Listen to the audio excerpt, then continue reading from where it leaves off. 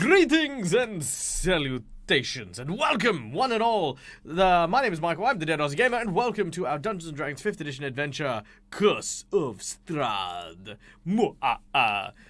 Joining me today, oh no, Mac, oh no, I forgot, last week you weren't on camera. Wait, I'll fix you, Mac. Oh god, oh, the humanity. Oh my god. Okay, there you go, now you're fine. There you go. Mac, come back. Where are you? Mac? Take no. There, yay! No, thank you. There you go. All right. Oh my god. Yeah, as you can see, we run a very professional stream here on the Dead Aussie Gamer channel. Yeah. Highly professional. All right, ladies and gentlemen, boys and girls, welcome one and all. And a special welcome, of course, to my wonderful Patreons. These are the incredible people behind the scenes who help me keep my channel alive through their kind donations and kind support. Welcome one and all. Are you looking forward to today's game? Hell yeah! Yes. Woo! Hell yeah! Nice. Now, for those of you in the audience who do not know, we are about to go through and learn a little bit about these characters. But before we do, we'd like to take a moment to thank the sponsors of our show, the other behind-the-scenes individuals that help us perform and put on a wonderful show for you guys. And that is, of course, Hero Forge, responsible for the wonderful art assets you can see used throughout the stream for the NPCs and PCs. For, of course, Fantasy Grounds, our delightful virtual tabletop of choice. And, of course, for the incredible and wonderful Sirenscape, for the beautiful sounds that you will hear during the course of today's session. Yeah, there you go. Not specifically that one, but, you know, other sounds. You know, look, I didn't have any other one. I have that, and I have... There you go, so it's fine. All right. So, to tell you a little bit about their characters, let's throw the ball first up to the man at the top of the list, which is, of course, none other than the delightful Kyle, playing the role of Ipselis. Hello. Hi. Well, I'm Ipselis. I grew up in hell. I'm looking for my sister right now, and I have killer fruit, because that's what every fabulous. I'm not a dog dad or a cat dad. I'm a fruit dad. You know, we've got banana spike, crab apple, and sour grapes, and we're very happy with them. Do not eat them, Argento. And in real life, I run Play Nerd Allies. You can find us everywhere looking for Play Nerd Allies, including a fabulous Twitch stream that we do as well over on our channel. So come say hi. We'll be on like an hour after Dead Aussie Gamer. So come say hello, and that'll be fun. Yay! And thank you for having me. Always a pleasure. Always a pleasure. Next up, of course, we have the delightful Neil of Immersion Diversions playing the role of Vigog. Hello, Neil. Hello. Yes, I play Vigog. He is a chronomancer wizard Goliath, and he's currently searching for his students. Although we found one of them in not a great state, and another one might be in the city of, what was it? Vallaki? We just yet to go there again. Yeah, so Vallaki. We'll That's find where out you abandoned your ward to the horrors that happened there. True. And yeah, like Michael said, I'm Immersion Diversion, or I'm Neil from Immersion Diversion. I play tabletops and video games. So there we go. All right, next up, of course, we have the wonderful and amazing Charles from Iron Ghost Gaming, playing the role of the indomitable Argento. Hello, Charles. How's it going, Michael? I'm doing fantastic. Tell us about Argento. Argento, what can we say about him? He's a bit of a mess of a character. He kind of knows no boundaries with certain things, and he's a bit aloof about, I guess, working in a group, you know, and again, just to follow up, Ipselis, I make you no promises when it comes to your friends. But yeah, Argento's a bit of a wild character who's learning how to, I guess, be a part of a group and have a family that he's never really had before. So, yeah. All right, very cool. Next up, of course, we have the indomitable Tim, playing the role of the whimsical Domiro. How are you, Tim? Good, thank you. Tell us about Domiro. Yes, well, Demiro comes from a faraway land, left home to seek wonder and adventure and try all the spices of life that he can possibly get his hands on. Sometimes gets his hand on a bit too much, but he's managed to make it through most situations so far without eating too much poison or getting themselves impaled on giant hooks or Okay, by dinosaurs, having hydras try to take his head off. So just a little tryst with a hag now and then, but nothing you can't handle. And he enjoys conversing with anyone and everything that will listen to either his voice or his song, unless he then has to feed them to Argentina. Indeed, and that's not only the first time that's happened either. Argento has definitely taken out one or two individuals through his sheer appetite. Last but certainly not least, playing the role of Esther, our wonderful changeling cleric, is the wonderful McKinley. Hi, Mac. Hello, how are you today? I am well, thank you. How are you? I'm okay. Good. Tell us a little bit about Esther. So, Esther's a slightly enigmatic character, but in a strange way, where perhaps summoned the equivalent of what... Well, no, it wouldn't quite be the equivalent of a god. It's considered a Loa, which is not quite a god. But in another sense, she's almost like the control of our science experiment in shenanigans. Where, like, everyone else is a shenanigan, she's the control group of, like, responding to the shenanigans. So slightly enigmatic, slightly also very concerned at what's going on, and may have to break up an infighting situation between Argentina and Ipsilis soon. So You're not wrong at all. All right. Well, without any further ado, let us see what these misfits are up to.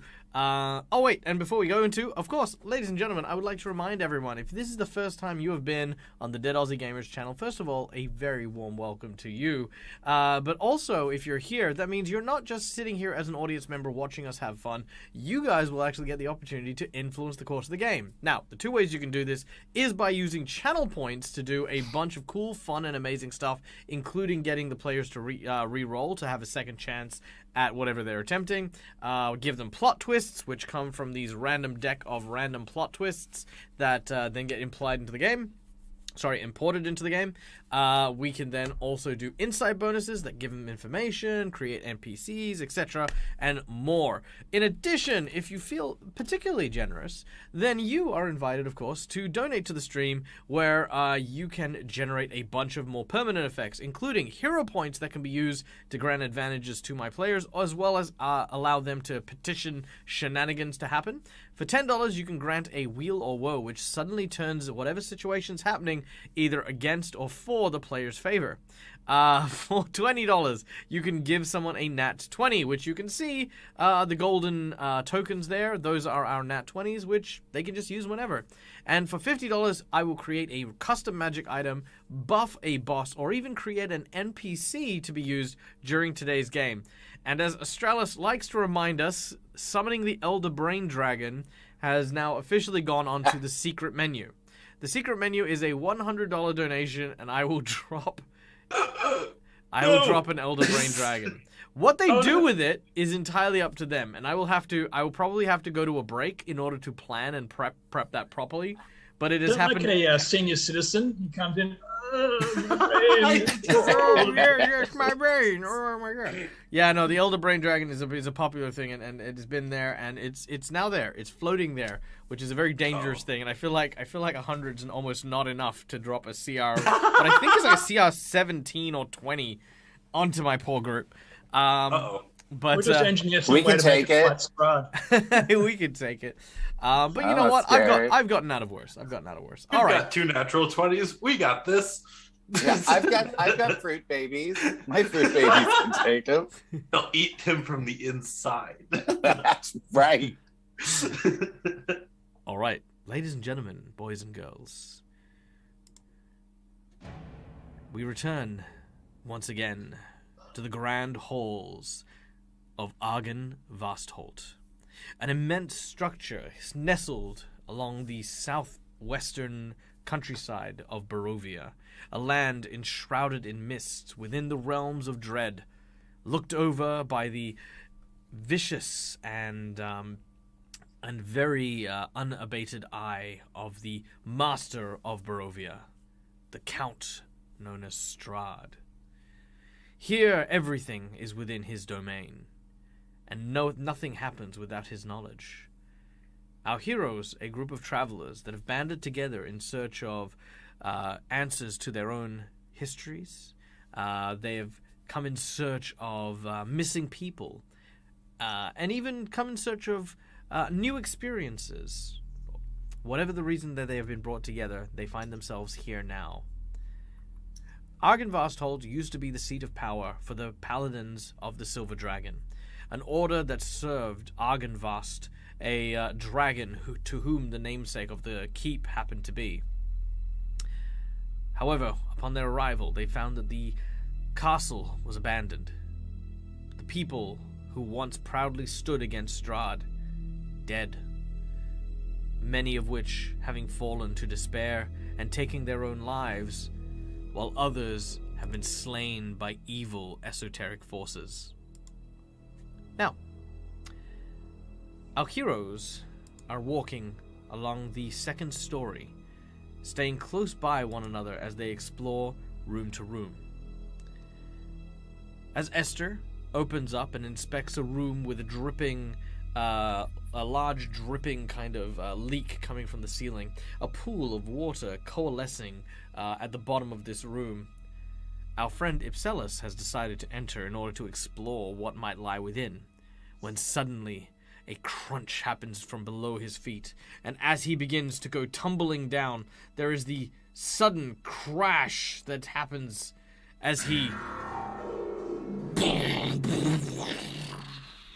is suddenly consumed by the hole in the floor. I need Ipselus to make us a dexterity check. Consumed okay. in the No, you rain. don't all. A dexterity check or dexterity save? Save. Okay. All right. We're going to do it. We can do it. Oh, Yeah. okay. 15's okay. 15. All right. Let's see how we went here. So with a 15, that is enough. And don't forget, I do have these wings. I can glide with them if I need to. You can, but you can't sadly glide through rock. So as you fall, How dare you? As you fall, the floor tilts inwards, using you as kind of a funnel, and the bookshelves and large bits of furniture begin to fall directly on top of you. Thankfully, as you hit the ground on the first floor, you quickly roll out of the way as wood Bounce and soft smackings of like plaster and floorboard collide next to you. What is your reaction to this? Well, my first thing is going to be to like look around, make sure that I didn't get hurt by anything, and to now look around and see what's around me. I want to identify my surroundings first. Well, your surroundings would be... He's like that, like 2 3 boys. Ugh, you know what? I got this. Is everything all right, Epsilus? Wham. I think so. You are in the dining room that you were in before. That's where that water was coming from. Yeah, that's where the water was coming from. Do you remember on the first floor there's a dining room? I'm in the dining room right now. Where are all of you? We're still up on the floor. Um, We're still above you. at the point of having seen Nymphless fall through the floor, I would have tried to usher everyone back, seeing this as a structural integrity issue, and realizing that the water had been damaging the floor, not wanting anyone else to fall further if this damage happens any further. So I'm just kind of like ushering everyone back a bit. Yeah, I'm gonna get out of the way of the hole so I have no more debris falling on me. All right, you do so as you dust yourself off and just make sure that there's no more debris that'll do that. You can. Can you make your way back up? I can climb. I've got a climbing speed, so I could just climb right back up if I wanted to. You don't want to take the stairs? He's got a climbing speed? Awesome. I'm not really fond of wandering through this particular castle on my own. So I'd like to get back with my friends as quickly as possible. All right, make an athletics check as you try to climb back up the sagging hole of the broken floor of the room above you. Firefighters hate Ipsilis. Right. Do I do it like with advantage or anything since I've got an actual climbing speed? Oh, okay. All right. You mean the wet, soft, crumbling bits of building? Do we get an advantage to like climb up it? No, you do not. You know, it's fine. You rip out. Yeah, you rip out some of the plaster in the wall. It falls on you. You don't take any damage, but you are covered in like just this caked mud, like white, powdery mud stuff. I'm gonna call them. Like, does anyone have a rope they can throw down? Meanwhile, yes. This may not be a good idea. The floor ain't safe right now. Even if you do get back up, it's probably just gonna crumple back beneath you. Yeah, fine. Come out into the hallway. I'll meet you all there. I could just he's down there. I would like to show everyone just so that we can be aware of the exact amount of movement that happens. Vagog, you go to here. Okay? Yep. Ipsilis, you go through the door, up the stairs. He's just... And okay. And you immediately... It's just right there. Yeah, and you immediately... You immediately then see Hello. Vagog. I'm like, oh, hi. I did not want to encounter 4 ghosts or 4 revenants. Yeah. When I said you're literally there, own. I meant like you're literally like next to the staircase leading up to where they were standing. Not less than 10 minutes ago, you were discussing releasing an Elder Brain Dragon. It's very true. I have very little trust for you, sir. Speaking of, make a perception check. Oh, God. The timing on that music was amazing. All right. No, you don't need to do a perception check. You're fine. Just calm down. All right. Now, on the second floor of Argynvast Hold, you've already explored much of the building. To the north, you have found several antechambers that were once used to sleep a number of guardsmen, as well as paladins. As you've made your way around, you can see that there are a pair of doors that continue to lead to the east, and another series of doors that lead downwards to the south, where you know the building has been crumbling. All right, I'm gonna look into this other little thing over here. I'm just gonna. All right, Argento, you might want to go with him. As you open that door, Mac, did you have something you wanted to say? Oh, it's okay. I figured it out. Some of those fancy ones got out of it. Very well. As you open the door with a soft and gentle creak, the room containing within has an iron tub and wooden panelings on the walls. It rises to a height of 3 foot, and above the paneling, the walls are painted with a continually faded mural of a mountainscape. Do I recognize the mountains? Make a history check. Ooh, history. I'm not good at that. I'm going to look at Argento and be like, do you recognize this? You seem much more familiar with this area. Do I recognize this? You may make a history check. I have no idea what this is, but I'm sure there's some explanation for I it. really don't.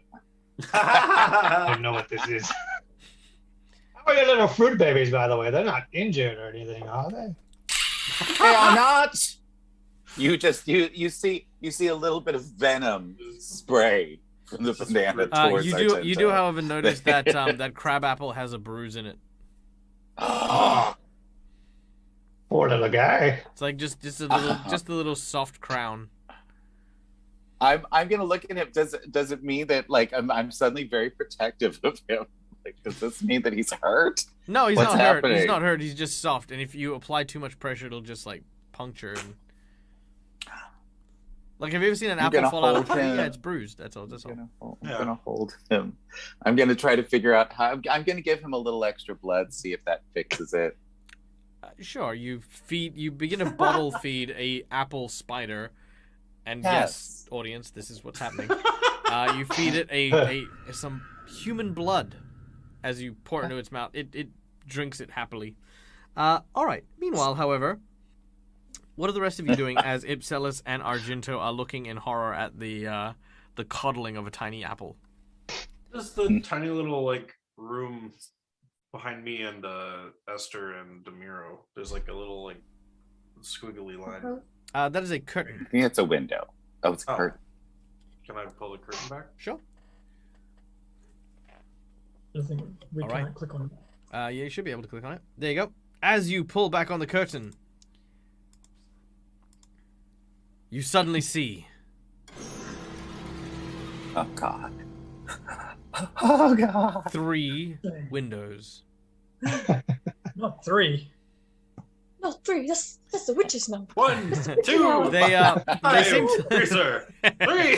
they seem to look out. They seem to look out over the courtyard. If you recall, on the bottom floor, you exited one of the rooms towards the west into a small sort of garden, and at the end of the garden there was a mausoleum to the silver dragon Argynvast. You can see out towards that from here. Were the windows like closed or are they open? Because I just saw Demiro just jump through a window. Oh, did he? Oh, cool. Demiro, make an athletics check as you leap out of a window. Goodbye. Miro just is having none of it anymore. He's just not into it. Doesn't want to play. Didn't Demiro hop out of the window in Van Richten's tower or something, or Kazakh's? I feel like that's exactly what happened. Yeah. All right. I went out a hole in the wall. I had to point that out. That's Yeah. hilarious. When your players are having too much fun with the VTT. All right. So that is what you see out of that window. We'll definitely have to go check that out. Esther, later. what are you doing? Hang on. Whoa, calm down. I'm going no, turn by turn. Get back to where you were. I'm not moving out of the area. Oh, sorry. I'm talking about Demiro. Demiro, you get back there. Yeah. Esther, what are you doing? Okay. Let's see. They went to investigate the curtains in the window. It didn't really seem like there was any issue there, except Demiro flying out of one, which is usual. Mm-hmm. So I'm going to walk this way. I guess. So they're looking at you said it was a tapestry? There's a mural behind the Yeah, washing okay. tub that is in the room that Ipselis and Argento are exploring. Okay.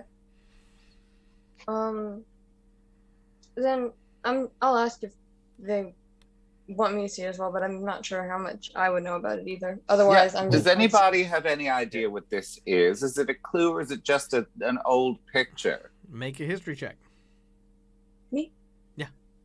Well, if he's asking everyone, then I guess we'll go. Look, anyone who goes up and has a look, you can make history checks. Will do. I'll go take a look. I'll let Esther do it first because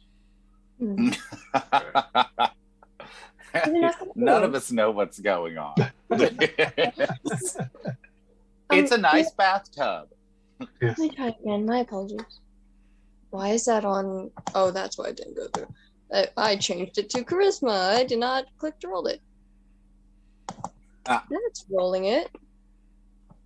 All right. Ooh. Esther, as you gaze upon the mountains, there's something familiar about it. Taking a few moments to really examine a few of the landmarks, you recognize them as an accurate depiction of the Balanok Mountains. Gag will make his way over and just take a glance. I'm not very familiar with them myself. Now, the Balanok Mountains Oh. are a mountain range that more of a rugged foothill and kind of a moorish kind of area. Let's just take a quick squiz over here as we go across to... Oh, did I not? How have I... Oop. Okay, sorry, one moment. I need to get this map up.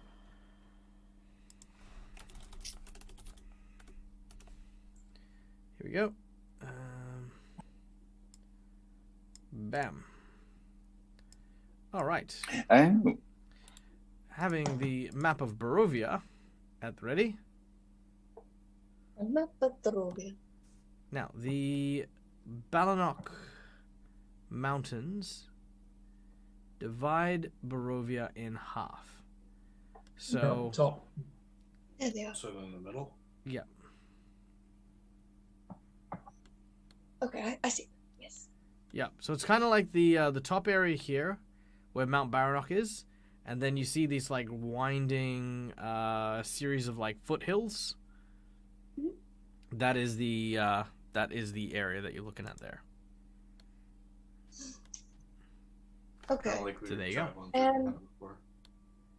Another thing I want to check. I don't know if this is falling under the history check because this is more looking at the mural itself. Would I be able to ascertain the level of dilapidation of it? Does the paint chipping look like it's the same age as the dilapidation of everything else, or does it look more recent? No, it looks about the same. So the mural that you've found looks to be in the same state of decay as most of this place. Okay. I may have missed it on the map. Didn't see how far the foothills went. They didn't reach where we are, right? They weren't close. Okay, thank you. Then I say, I'm guessing that we got a map, at least of some areas of Barovia at some point, I believe. Yes, so Sure. we would We know. did get Okay, I believe we did. Just so I know how to say this.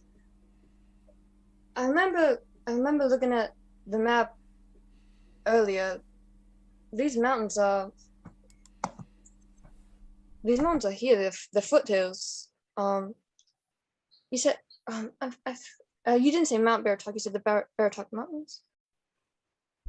Yes. Okay. The Baratok Mountains. They run through Barovia. Oh, all right. Mm. Does that have any significance to any of you? I think we might have passed by it while we were. Wasn't it kind of? We saw the mountains, didn't we, when we kind of went to Ravenloft? Or like the those coven witches that we met at the windmill. Wasn't that near the mountains too? Don't think Or was so. I thinking of something else? Okay. No, we haven't really Oh, had any particular We have- news of the mountains. Okay. So we've never been there. it's Probably just a some- theory, but if being under the guidance of a dragon, I imagine they would want to get well acquainted with mountainous regions, areas where they have to go high and low, as the dragon would be easy. It would be easy for the dragon to go from mountain to mountain. Maybe these are training grounds or even a battleground they're remembering. Maybe Well, there's let's mark treasure. it on the map and keep making sure that we're not going to run into any more spirits. Back down. What was it? Oh. What was the name of the mountains? Baratok. Baratok. Baratok. And it's just the mountains. There's nothing else. No characters within this mural. Okay, thank you. Just want to make sure. Sorry. I think you're on mute as well, Michael. Oh, yeah, correct. Peeking inside, would I know anything more about the painting with the? Because I decided to roll a history as well, kind of. peeking No, over. it's about the same. Okay, no problem. I'm just gonna say, well, what it may just be is murals and art are common as forms of remembrance or simply decoration. For now, we should just come back to this later and continue on with our survey. I agree. Yes, let's see what's over here. I'm just gonna peek in. Gonna I peek agree, over let's here. go. I am done with this mural. I have no use for you. It doesn't seem significant to me. I have no connection to this mural or this place really. So All right, like, where are you? Where are you going? whatever. Yeah, into the side room. All right. Yes, I'd like to see over here. Again, you open the creaking doorway, and as you step through, Let's just takes off. No, well, very well. again, Hold on, pause there. I Nobody guess touch I- their models.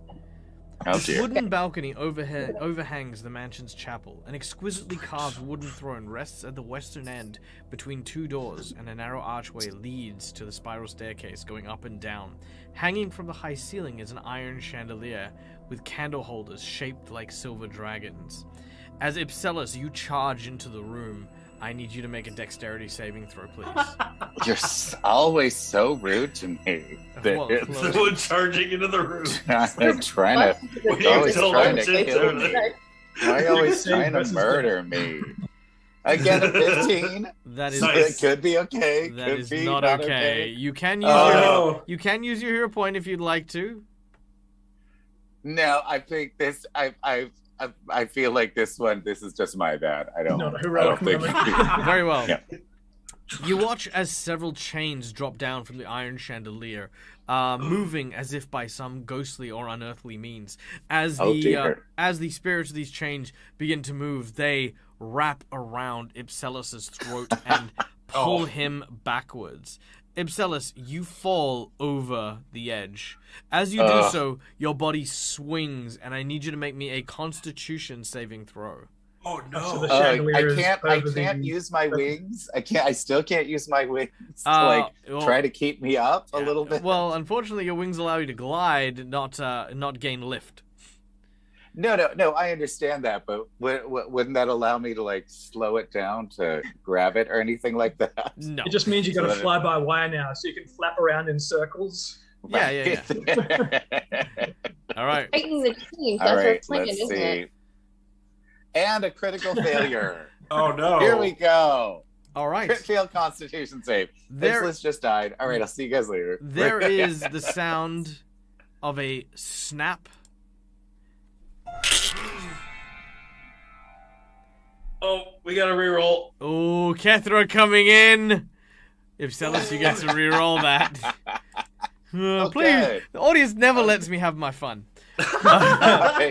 All it's right. it's only 13, but it's not a critical fail. So All right. this- As you, all right. As you fall over the edge, you are being strangled, but you do not have your neck broken, as you are now hanging that's good. from the chandelier. All right. You begin to struggle, and as you do, the noose seems to get tighter around you. And for the duration of you being entangled in this, you are unable to speak. But everyone Okay. else can see this, so we're going to roll initiative. But actually, there is a thing that I would like to do. Oh, you may absolutely. Reaction. Guys, as Ipsilus soon- may have run into a bit of trouble, but just hang in there, Um, buddy. We'll get you down. So as soon as the chains, as soon as I realize that I'm in actual trouble here, I am going to use my ability to cast etherealness Ooh. Ooh, and very nice. pop out. So what does that do? Etherealness, I just enter the ethereal plane. So unless these chains are made of actual force, Didn't you I just say can they were move ghost through them. chains? Oh, they are. As you Oh. go into the ethereal plane, Oh no. you find yourself still stranded. but But that will of course take up your action. So we're gonna go to Vigag as Oh god. as you watch Ipselus fall over the edge, and then you can see he's kind of like has this moment of like, and he watches he casts etherealness, and his body has these ghostly waves attached to it, and he's still strangling. He looks down, he looks up, he looks down, he looks up, and then you see him go. Can we still see him when he's ethereal? Yes, it's almost like it's like you're looking at kind of the wispiness of a fog in the shape of Ipselus. Would Vagog know how etherealness works? Like, can I still see him, or is he invisible? He's not invisible. He is ethereal, so you can see through him. Yeah. He's transparent. But I wouldn't Someone be has able to, like, someone has just moved his touch him. opacity. If I tried to cast a spell that used like a touch spell on him, it wouldn't work because it's. It would. There would be a go through him? percentage chance that you would pass through him, though. You know what? I'm gonna try it. Okay, so So I do have control of etherealness, so I can drop it essentially as a free action. I can just drop concentration. as a free action, okay. So Vagog, seeing that you're being choked, he has this. He's gonna run past Demiro, and he's like, "I'm gonna cast fly on both of us so that he can stop being choked." And I'm going to 5. Wait, I was here, so like, yeah, 5, 10, 15, 20, 25, 30. I'm going to attempt to jump off and mid-jump cast fire on me and him at 4th level, so I can actually cast it on 2 people. Now, this is a Nice. concentration ability, correct? Yes. Okay, I'm gonna get you to make a concentration check Yes. as you are trying to cast mid-fall. Well, it's a concentration after I cast it. It doesn't mean. No, it not is, like but you're still trying to cast, saying magic words while you're plummeting. Well, Because you're not flying until the point in which you've cast the spell, which means you are in a free fall fall. casting a spell. That's legit. It's legit. True. As I Okay. see him coming at That's me, fine. I'm going to assume that he is trying to do something beneficial for me and not just jumping off the balcony in a suicidal rage.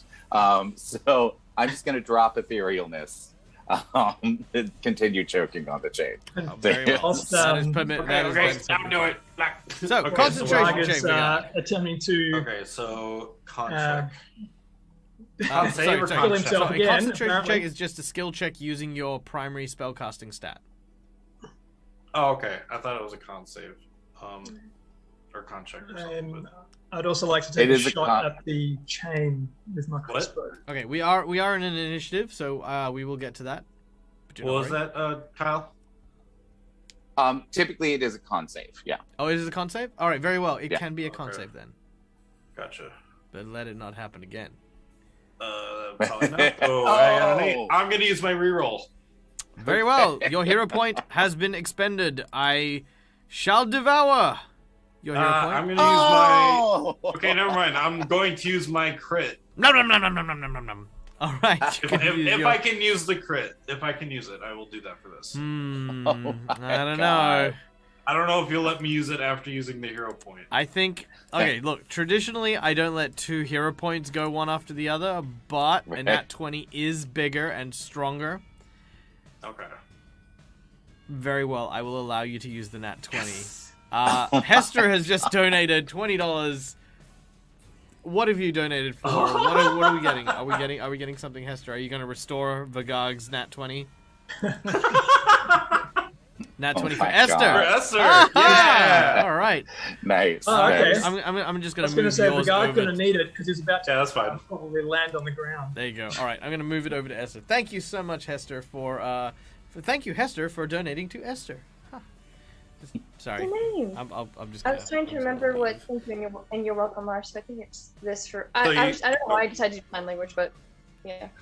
All right. Nice. So, as Vagog, you're about to fall. In the last moment, you managed to touch the shoe of Ipselus, and you managed to very narrowly cast fly on both yourself and Ipselus. Now, Nice. Ipselus, you are, of course, no longer choking, but you are... Well, no, sorry, you are still choking. What am I saying? You are still choking, but you're no longer supporting your own weight by your neck, so you've lost the ability to break your neck from the weight. But you still cannot breathe as the chains are tightening. So then, quick question. Since I use 30 feet, flight gives me 60 feet. Do I have 30 additional feet after? I would say no, because you would have traveled 10, 20, and then fallen at 30. That would reach the end of that movement action as soon as you hit Okay, that point. just making. All right, But I Esther. kind of swoop before I hit the ground, I guess. So. You can pause your fall, but you can't. Oh, stop. okay. Yeah. So Esther, it is Gotcha. now your turn. It's just allowed to interact if you have. Sorry? I think he's still choking. Okay, so He's just can I- no He also interjected with his turn before anyone else got one, so I'm skipping his turn. Oh, Okay. gotcha. Before any more of us decide to go into the room where there are suddenly ghost chains, I want to see. I don't know how I could. What could I even do to figure out if there's more ghost chains? Because I don't want everyone to die to ghost chains. Try and run and jump over the edge, see if another one grabs you. Yeah, there we go. Okay. Perfect. Let's see. Do I see the point of entrance of the ghost chains? Do they just kind of appear randomly? It's from the chandelier, wasn't it? Yeah, they are attached to the chandelier. You also, as you look closely upon the chandelier, apart from Ipselis, who is choking, you see the specters of...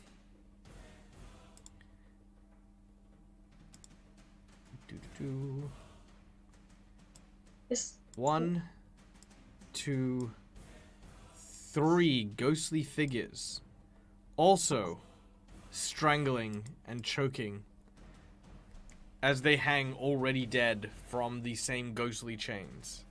Oh God. okay. I guess we need to save them. Okay, so if his point of suspension is gone, he is able to support himself through the flight that the god cast. So Yes. destroying these chains in some way won't cause him to just fall. Correct. Okay. Still choking, but he's no longer like. I mean, I'm only going by sight, so I can't surmise this any other way. But I'm going to make a conjecture, just as Esther, that some sort of radiant damage will react the best to sort of these supernatural chains. So let me see something real quick. And they didn't seem to interact with they didn't interact with the god when he entered. No, they didn't. Okay, thank you. Still out of caution. Probably shouldn't. Sorry, I'm changing along. Just a lot.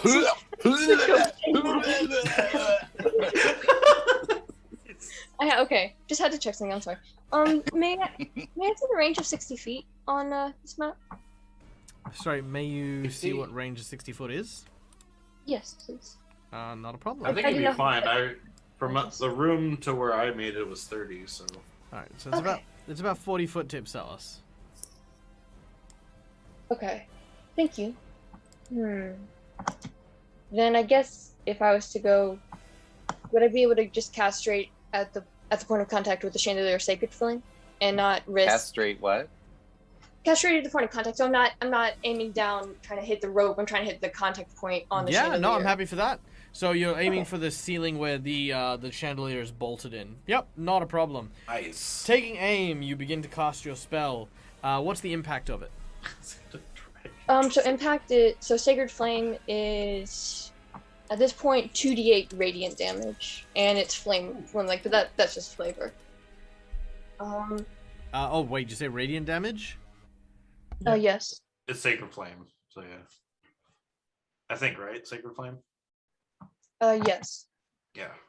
Okay.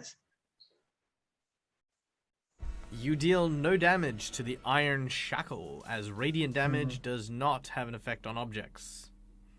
Oh, does it? I'm sorry, I did not realize. Radiant damage and necrotic damage are based on life force and can only impact creatures, I'm afraid. Oh, my apologies. I'm I sorry. didn't actually know that. That's cool. Well, now we all know.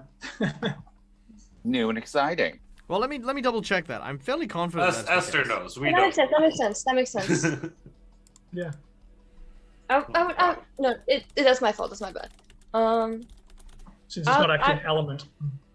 Yeah, that's true. May I say it as Esther was trying to surmise if these have any form of like connection to a life force, and thus was like trying to make sure that these weren't some level of sentient. Yeah, no, I'm happy for that. Okay, so at least she has information now that was not going to be useful. She has information. And that was action. Let's see. No, I would have dropped concentration on that. Okay. Okay, so apparently, just FYI, it is a house rule as to whether or not it can or not, only because it is not listed in the object's types of things that they are resisted to. Okay. The important thing to remember here is that I think, for the most part, that we'll establish this here and now.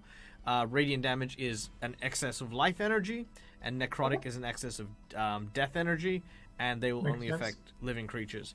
I will make an exception for certain constructs, such as flesh golems and the like, or things where arguably some organic element would impact that. Sounds good. That makes sense. Yeah. That's cool. And I can only ready actions, not bonus actions, right? Yeah. Sounds good. Okay. All right. Well, without further ado, we then go to Domiro. Domiro, you look out over the balcony and you can see that your friend is hanging by kind of what looks to be a ghostly chain fashioned into a hangman's noose.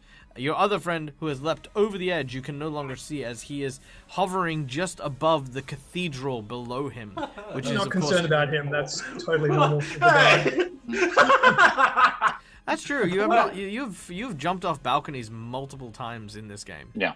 I want to point out this is the third time we've been one of our characters been suspended. Demiro we thought was hanging whenever we saw the supernatural gallows at the beginning of the campaign. The guy got suspended by a hook. Now it's what? No, Ipsos is suspended. Yeah. That's what I've been known for. Michael, master of suspense. Now let's keep going. Can I see the hanging revenants as well? Can you see the hanging revenants? Yes. So, they don't seem to be acknowledging anyone or anything around them. They just seem to just be hanging there. Okay. I'm going to just sort of sing them a poem with my knock spell, which can be anything from locks to manacles to things like that are stuck. And so they become unstuck, and cast that on the chandelier and give them a bit of a poem, But I see why you're highly strung, because that can't be much fun that you've been hung. And cast knock. Ooh. All right. As you cast knock, all of the chains. But it works on magical ones as well. I know I'm getting there. All of the chains magically open, and you hear the sounds of the ghosts as they and disappear. Ipselis, the chain around your neck loosens, and we are out of initiative. My first instinct is to destroy the chains. There are no more chains. They just disappeared. Oh, they're just gone now? Oh, okay. They were a manifestation of the revenants or something. Correct. More or less. Oh, well, at least those little ghosts are free, I suppose. How long does fly last? And am I concentrating on it, or are you? No, it's. I cast the spell, so I'm concentrating it, but I cast it at 4th level, so I cast it on me and you. It lasts for 1 hour. Okay. I believe. Cool. This will be useful in exploring things, I think. No, concentration 10 minutes. Sorry. 10 minutes. Okay. But we have a fly speed of 60 for that duration. So awesome. I want to check out first. I know what's in the cathedral below. There's a bunch of revenants in the cathedral below that we talked to before. Yeah. I want to check out the throne and the chandelier. I want to see what the hell is going on with those things. All right. The throne itself is a. And I want to look at the gog. Sorry. Be like, well, thank you, sir. That was quite brave of you. Thank you for saying that. I'm sorry for not asking you before, but there was no time. I was afraid you would just kind of hang there, and so I just instinctively was like. I could feel my neck almost breaking, as it were. It's some sort of magic. Must have stopped it. I'm it was really just glad I got incredible. you in time. I'm just glad I got you in time. Thank you. All right. And now to investigate. I'm just going to just step over to the balcony and just see if Vigard's not splattered on the ground. I'm okay. As I just pop my head over, and then I just kind of fly up, show him I'm all good. You look I over the think I edge got and you him. can see Vigag. He's flying just above the cathedral, waving, as Ipselus, who has his kind of little, insect glidey wings out, just more of a habit thing, also flying nearby. And the tiny wings are like, oh, this is what it feels like. This is how. This is what real flying is like. It's like the caterpillar from A Bug's Life, yeah. I'm a beautiful butterfly. That's terrible. Ollie. Okay, Oh, I as love you them. as you look at the throne, it does not seem to be anything special. It looks as though this may have been the seat of Argan Vastholt during the sermons and services in the cathedral. It commands a very striking view over the various pews and the altar down below. Beyond that, there is nothing special about it, except for that the edges or the handholds appear to be fashioned and shaped after silver dragon heads. All right. Vigog, do you want to have a seat? See what it would be like to be the master of the castle. Uh, I'm just going to step I mean, aside I'm from comfortable the being a teacher, but throne if they're going to do that. I've never been a principal before.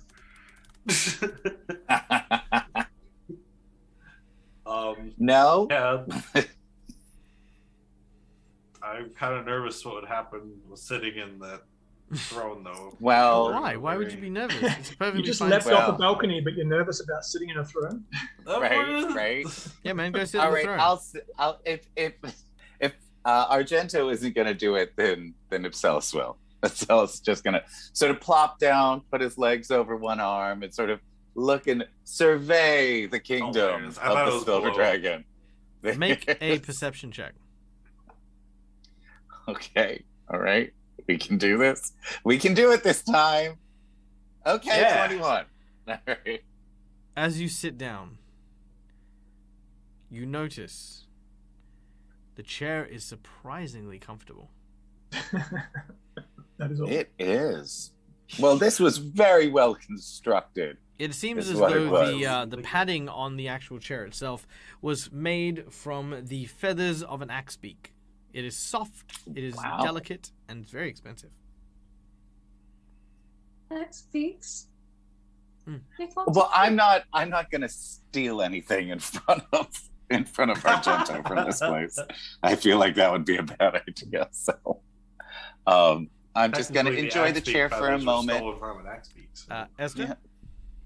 Oh no, it can. Wait, I just wanted to keep my hand. Sorry, man. I remembered what I was gonna say. Go ahead, it's this. Very well. Argento, Yeah. where are you during the shenanigans? I'm still out in the hallway. I didn't really see much. Didn't even see any of that. Hum-dum-dum. Yeah. All right, as you do Just so, saw please Waganga make a and then- perception check. The cock just ran in. He's like, eh. Wait, who? Oh, what's up? The thing I was gonna do was actually to Argento. May I say it? Sure. Okay. Yeah, you can wait after the check. I just like. He was gonna. God, sorry. No. Talk to it, Argento. You got a moment. Okay. Just having looked into the room, maybe now keeping count of all the times we have just decided, hey, door, time to go through it. I'm gonna look at Argento and just say, it seems we have a new record keeper for barreling through the doors. Yes. Which I'm very happy with that. At least I don't have to do all the smashing anymore. He can do it for me. That's quite a cool trick. I don't mind. Plus, if something happens to him, then we all get a little bit of dessert. Well, oh my God. I heard that. Oh, I'm sorry. I didn't. I thought you were joking Fine. or I'll something. stay they in the said. back. You couldn't speak. That's fine. Too. I will stay in the back, and when you are unconscious, I will let my little fruit beasts eat you. Oh, What I'll do. How would I you bet that like it if tastes delicious. someone ate you? You can hang out with me by the ceiling. That sounds like a race to see who eats who first. Yes. Are you sure you want to play that game? It is becoming a thing now. Ipsilus, Argento won't be able to get you for 10 minutes because you're flying. Yes. That's Can't true. All right. Well, I Technically, suppose we hang should out by the continue ceiling. exploring. Thank you, whoever released me from these chains. Well, that was lovely. of well, you. before we continue with everyone else, I'd like to pause and go a little bit back to Argento, who hadn't had a chance to interact Oh, yes. before. Found my perception. So, yes, please, your perception. It was a 5. Never mind, nothing happens. 5 minutes pass, Yeah. and you're well done. Glad we took that moment. All right. In front of you, you can see to your left and to your right, which of course represent the north and south sides of this room, there are, of course, stairwells. These stairwells lead down to the chapel below. So, for the most part, this area has been explored, leaving only the floor above where you know Vlad to be housed. Well, I would love to just go and check the second floor of where the spiders were real quick, just to make sure nothing's going to crawl out after us. Certainly. To the southern side of the building, where you can see most of the building has been collapsed, it has exposed the chamber within to the elements, with few furnishings lying broken and under fallen debris from the ceiling above. There is little here that is salvageable, and you can see the rushing cold air from the night blowing in the wind directly towards you. Do I see any spiders? You do not, but what you do see are yellow eyes glowing in the distance, and you hear...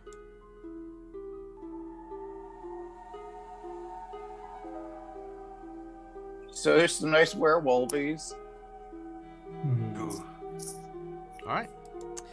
So, unless there's anything further, do you guys want to head up to the third floor? Esther's got a question, and then I Esther. had something after her. Yeah, by all means. Is this... Go ahead, go ahead.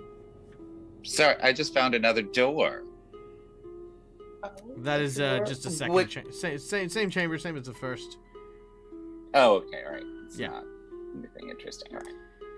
Never mind. Yep. Lots of tall, lots of tree. So, what was that, Esther? This is just a point of curiosity for me because I don't know much about this. So the sort of throne, what would be the purpose of it? Because it's not quite overlooking anything. There isn't much to see below. Does it have a view outside?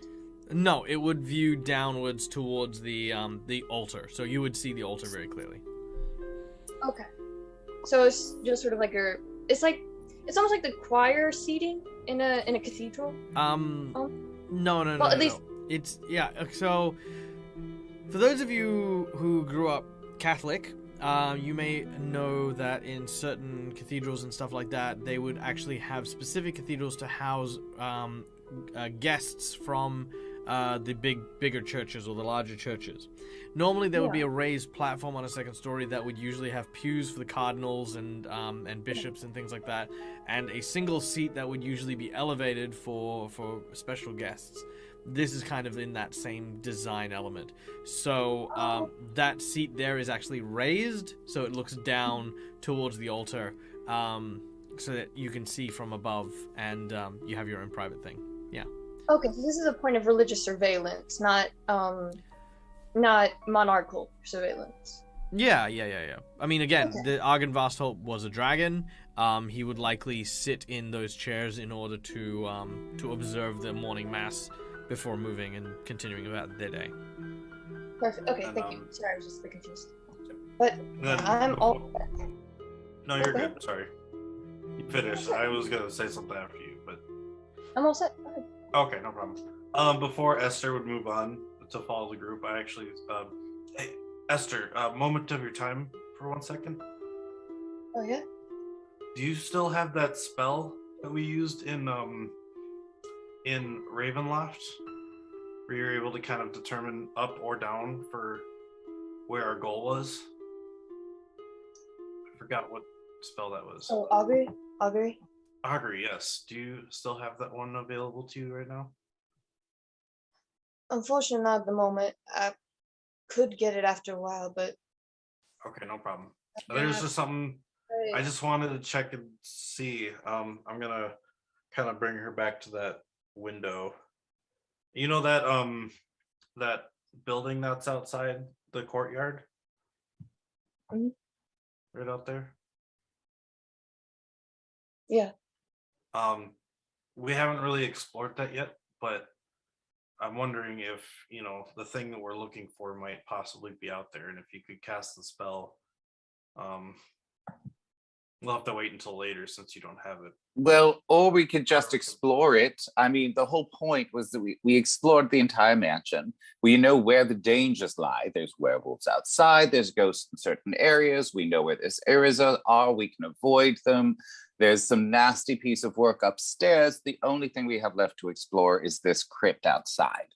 So I think we should go and check it out, see if there's anything in there that we can utilize against the nasty upstairs, and be done with it. The only problem is if we leave this castle to go out there, will that be protected by the werewolves? It will be. Remember, we looked outside already, and there's a big wall that they can't get past. Oh, true. Okay. Yeah, definitely think we should check out there because what? Oh, sorry. I was gonna say I did have a reason for not bringing it with me at the moment. After, Oh, no problem. I'll explain later. But yeah, no problem. I just figured that maybe we should go check that spot. But since we were kind of exploring the castle, if you had it now, if we were able to check and see, maybe that we would know possible yes or no if it's out there. So we then know where to go, but we could check other things first before we head to the top floor and face over. One thing before we head up there, unless, and she's gonna look at everyone, if there's anything else we wish to see before we return up there, is there anything y'all want to see, want to check out? Just the crypt. Yeah, and we didn't really get to fully check out the room with that was on fire. Except, obviously it was full of spider webs, but if there was anything left behind. Didn't we move through there again at some point? We checked it out. We had a look. And I've got this spider corpse. Yeah. But so that's all that we really did though. We didn't really go inside. Well, if we are planning on moving on to the final floor, remember this. That man Vlad, well, he sent us to a plane where we were not meant to come back from. He sent us knowing that we had a great deal of heroism to us. If we were to return in grandeur, believing that we were bringing our pompous attitude for besting his tricks, that ain't gonna go well. We don't come with pride to this. We just come as ourselves, all right? Certainly, yes. You hear that, Argento? You get to smash. Shall we go down? Shall we to the crypt? Oh, we're going to the crypt for a second? Are we we can go there expecting something first. on the top Sorry. floor? Question: are you heading to the roof or are you heading to the crypt? Which was it? Why don't we finish? I thought that we were heading to the crypt. So there are two places to go: the upstairs and the crypt on the first floor. What was the building that was outside? Was that the crypt? That was the the crypt. So, question: Is the only room upstairs that we explored just the throne room? No, there's tons of stuff up there. We just have. That's the last place. Because yeah, you just went up there and went straight following the smoke creature, and that's what took you to meet Vlad. Yeah. Okay. I'd still like to go to the crypt first and then go to the third floor, if that's okay with everyone. Yeah. Oh, sure. I'd rather go to the third floor last, since that's where Vlad is, and he could potentially just ambush us up there. So. All right. Not so a problem. I don't think he's moving around too much. But, all right, ladies and gentlemen, boys and girls, keep your hands and legs inside the fantasy Oh, grounds God. at all Oh, time God. as I whip you guys around. Whoa. Bum, there you go. It's so grassy and nice out here. It is. It is. Look at that. Isn't it beautiful? All right. Now, first of all, I'd like to actually welcome a bunch of brand new people to the channel, including, of course, Meitiku, Lumia, and Cowboy Land. Welcome. Welcome in. I hope you guys are enjoying the show. All right. Now, let us start where we left off, which is the graveyard. Yay. And Culprid, nice to meet you. Thank you so much for the follow. I don't know anything about Curse of Strahd, but saw the stream appear, so I decided to check it out. Well, it is a horror-based adventure featuring our wonderful group of individuals here, which are Ipselus, played by Kyle, who is a systemic hybrid barbarian. We have Vigag, our Chronomancer Goliath. We have Argento, our Dragonborn Paladin. Demiro, our Satyr Bard. And Esther, our Changeling Cleric. They are currently on a quest to explore this former base of a paladin order of knights in worship to a silver dragon. The silver dragon has been beheaded by the vampire count known as Strahd, and this whole place has fallen into disrepair. Spookiness, suicidal knights, and ghosts are all that remain, and our heroes are exploring it. Now, a rolling mist begins to flow in from the north, carried by a chilled wind which almost seems to whisper about the suffering this land has seen. As the stone and the cold seem to enrapture around you, you see the wrought iron gates that house this graveyard, the names of fallen warriors lining each side around you. You can't see them, but the smell of mange and fur carried on the wind lets you know that the werewolves are still keeping their distance, but know that you're here and are keen and eager to tear you limb from limb. Rude. They're rude. As you walk out, you feel as though something or someone is watching you from above.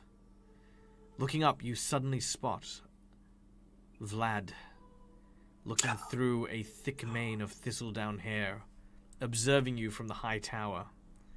But all he does is draw the curtain and disappear from view. Uh-oh. Can I search and see if these graves are stable or if something's going to come out of them? Because we are in Barovia. You walk around and you dunk, dunk, dunk, hit the ground. It's pretty solid. You're fairly confident it's not recently worked earth. Esther.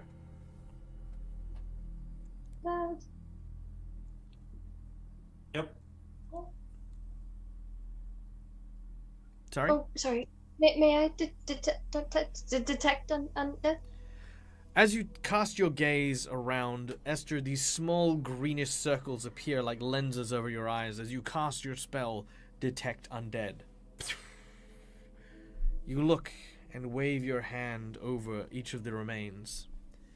Thankfully, and with some measure of blessing, these souls are at rest. Now, further up ahead, you see what looks to be the dragon's mausoleum, supposed resting place of the bones of the dragon known as Argynvast. Tarnished silver-plated gargoyles, shaped like dragon wormlings, cling to the stone-tiled roof of this mausoleum. An 8-foot-tall, wide marble door set into the southwest of it is engraved with the name Argynvast. As the gargoyles loom harmlessly over the sanctuary, you approach the door.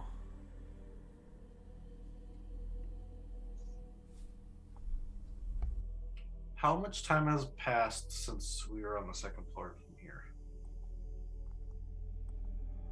How much time has passed? Probably maybe 2 hours since. 2 hours to get to the okay. Just making sure. So our fly is gone then. So. Well, I mean that plus your exploration plus your discussion, etc., etc., etc. Yeah. Yeah. Oh, yeah. Okay. Sounds good. Yeah, so we're not playing anymore. So you lost a spell slot. You gained a not dead Ipsilis. So that's I feel point. like it's a good trade. But All right. You look at the vaults. Can't see anything. anything in there, Argento? The room's black for us. Yep, because you haven't opened the door. Hey, you can actually It click is open, actually. Well, in which case you need to say, "Hey, Michael, I'm going to be opening this door right now." And Yes. I will open the door. excellent. Can you please make me a strength check as you push the heavy marble door open? Esther, you seem like you had something to interject with. Yes, I'm sorry. It's not important. So mausoleums are a very common form of grave where I'm from, but I've never actually interacted with them. Just curious, would there be any things like almost rituals of respect that are common for mausoleums specifically? I think there would be a particular prayer that one would say before opening them. So I'm happy for Esther as a cleric to be able to say and whisper a quiet prayer. As Argento, you take your hand to the vault door. You hear the sounds of stone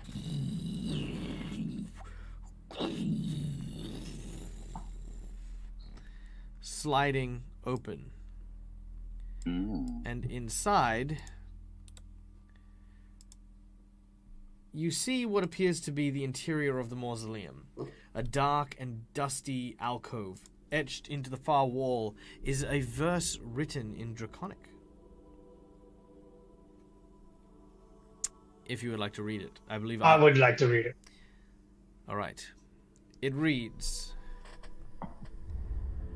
Rosneforn, twain not far can door, Argen vast lor fa Argen vastur, Temod forn bantir. Here lies the bones and treasures of Argenvast Holt. Of Argenvast, Lord of Argenvast Holt, and founder of the Order of Silver Dragons.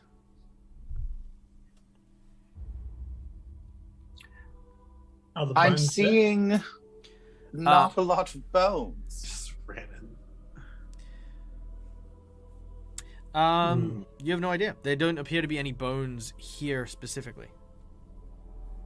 Argento will just sort of make the note of when I did find his skull in Strahd's castle. Maybe the rest of him is there as well. Would you help me investigate? Everyone can There make might an be something investigation here. check if you wish to.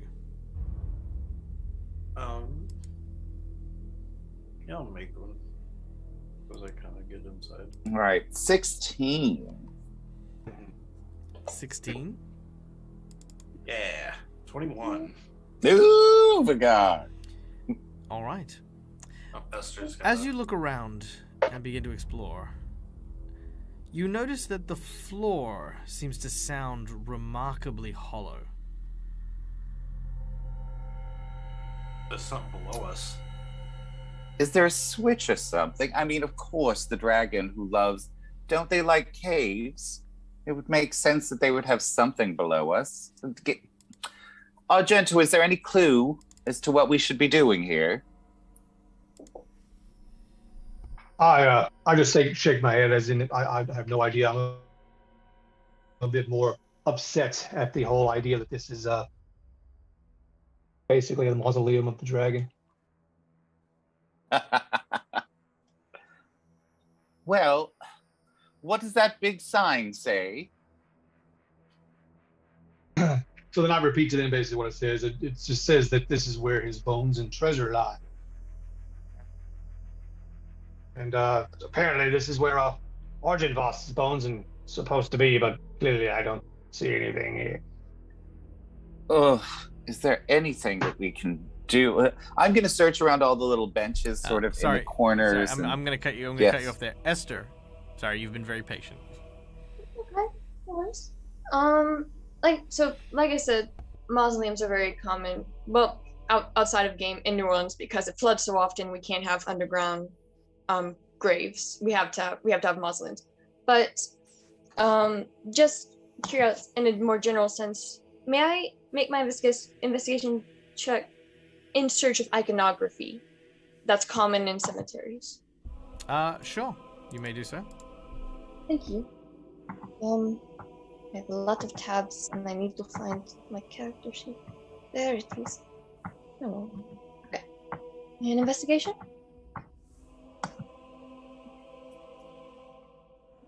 Yeah, an investigation. Okay. Oh, nice. Nice. All right. With a 20, as you begin to look around at the various iconographies, there is a kind of like a phrase, I guess, which says the resting place of the one who stood against Strahd. Kneel in reverence and whisper his name, for he shall guide you to the path that leads to the victory that will once be seen over the lands of Barovia, and free those under the tyranny of Strahd. And this is sort of repeated or spread out? It's more just the iconography. Like, that's kind of what you see in terms of, like, just depictions of knights bowing down before Argynvast. Argynvast rising up against Strahd. Strahd cutting him down, but the others remaining to be kneeled but shedding tears. These are kind of the iconographies of it. Almost like a narrative mural. Yes, correct. Okay. Then I'm going to sort of direct everyone's attention to the murals and lead them through what I'm understanding it to mean. Oh. I'll follow her. Look, I suppose that makes sense. Here, well, let's try it, I guess. Do I see any depictions of Argynvast? There is one major one, which seems to be the battle between Argynvast and Strahd. Okay, I'm going to take a knee and just whisper, Argynvast. You hear the sound of stone shifting. Ooh. So we're gonna have our Jinto ask, but in Dwarven or in Draconic. That would be cool. All right. Anything else? Yeah, that's cool. May I ask a quick question? Yeah, by all means. Thank you. Sorry for so many questions. So, Vlad was part of the Last Stand, correct? Correct. Okay, so that means that he was likely one of, or maybe oversaw, or at least was in some way connected to the creation of this mausoleum. Mm-hmm. Okay. Yeah, sorry, I was just curious to understand his connection to this. Okay, not a problem. Sorry, just curious. Anyone where else did we doing anything? see stone shifting? I'm just You taking hear the stone my... shifting from below. I'm gonna, after hearing that, I'm gonna take my quarterstaff and just kind of walk around, kind of tapping the ground, seeing if I can hear a more hollow spot. They all than sound hollow. another. Okay. Is it still shifting? It stopped after he finished saying it, but that's about it. I guess find a hole, or Argento. Hey, we use your hammer. If you're okay with. Well, we did the first part. It worked. What was the next part of the thing, Esther? I don't remember the exact wording, I'm sorry. But it was essentially, he led to the glory that will one day save Barovia, I believe, was the paraphrasing. You know what? The guy's gonna run outside quick. Very well. He's going to check the outside and see if there was like an opening There is not. on the outside and not the inside. Right now, the only person who is kneeling before Argynvast is Ipselis. Maybe Barovia is the next. I will do the same. Clue. As soon as Argento does so, there is another grinding noise, and a stairwell seems to lead downwards into the depths below. Oh.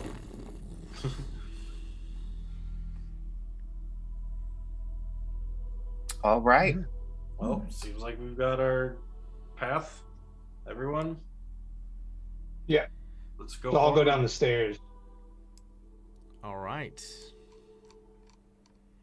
I'll renew my light spell. Very well. Let me just set up this map super quick. I tried dragging light and things around, but I can't seem to actually put it on me. Oh, I can put it on you. That's fine. But don't worry, you won't need it here because I have not set up lighting. Okay, 1, 2, 3. There we go. Let's just add that. Beautiful.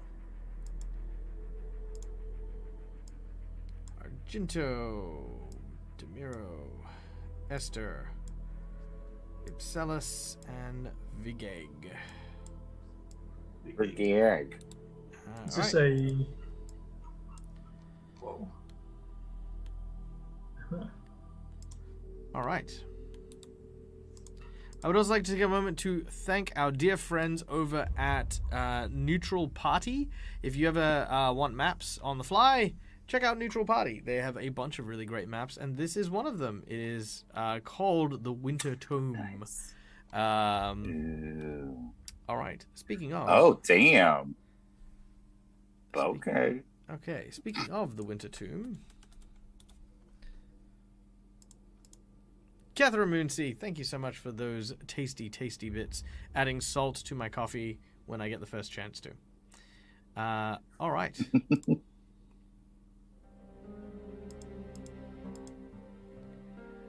Our heroes descend down a flight of stairs into the darkness below the vault. As it opens up, you can see a large network of corridors and tunnels. A sadness lingers here in the very stones, a sense of something missing. You see around the chamber several small blue lights begin to appear just sporadically around the place. These are flickering almost like lanterns.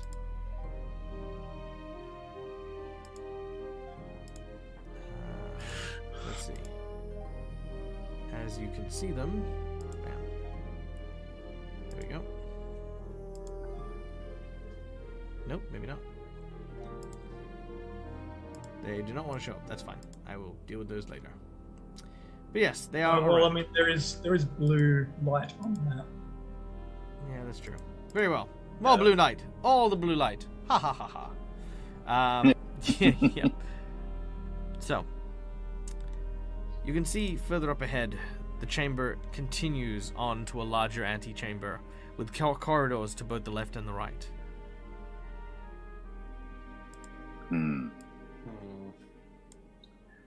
Shall we go south first? It looks a little more open. Is that where we came from, or did we pop down straight in the middle? Oh, you popped out. No, sorry. You don't need to go down the middle. Well, you do not need to worry about that.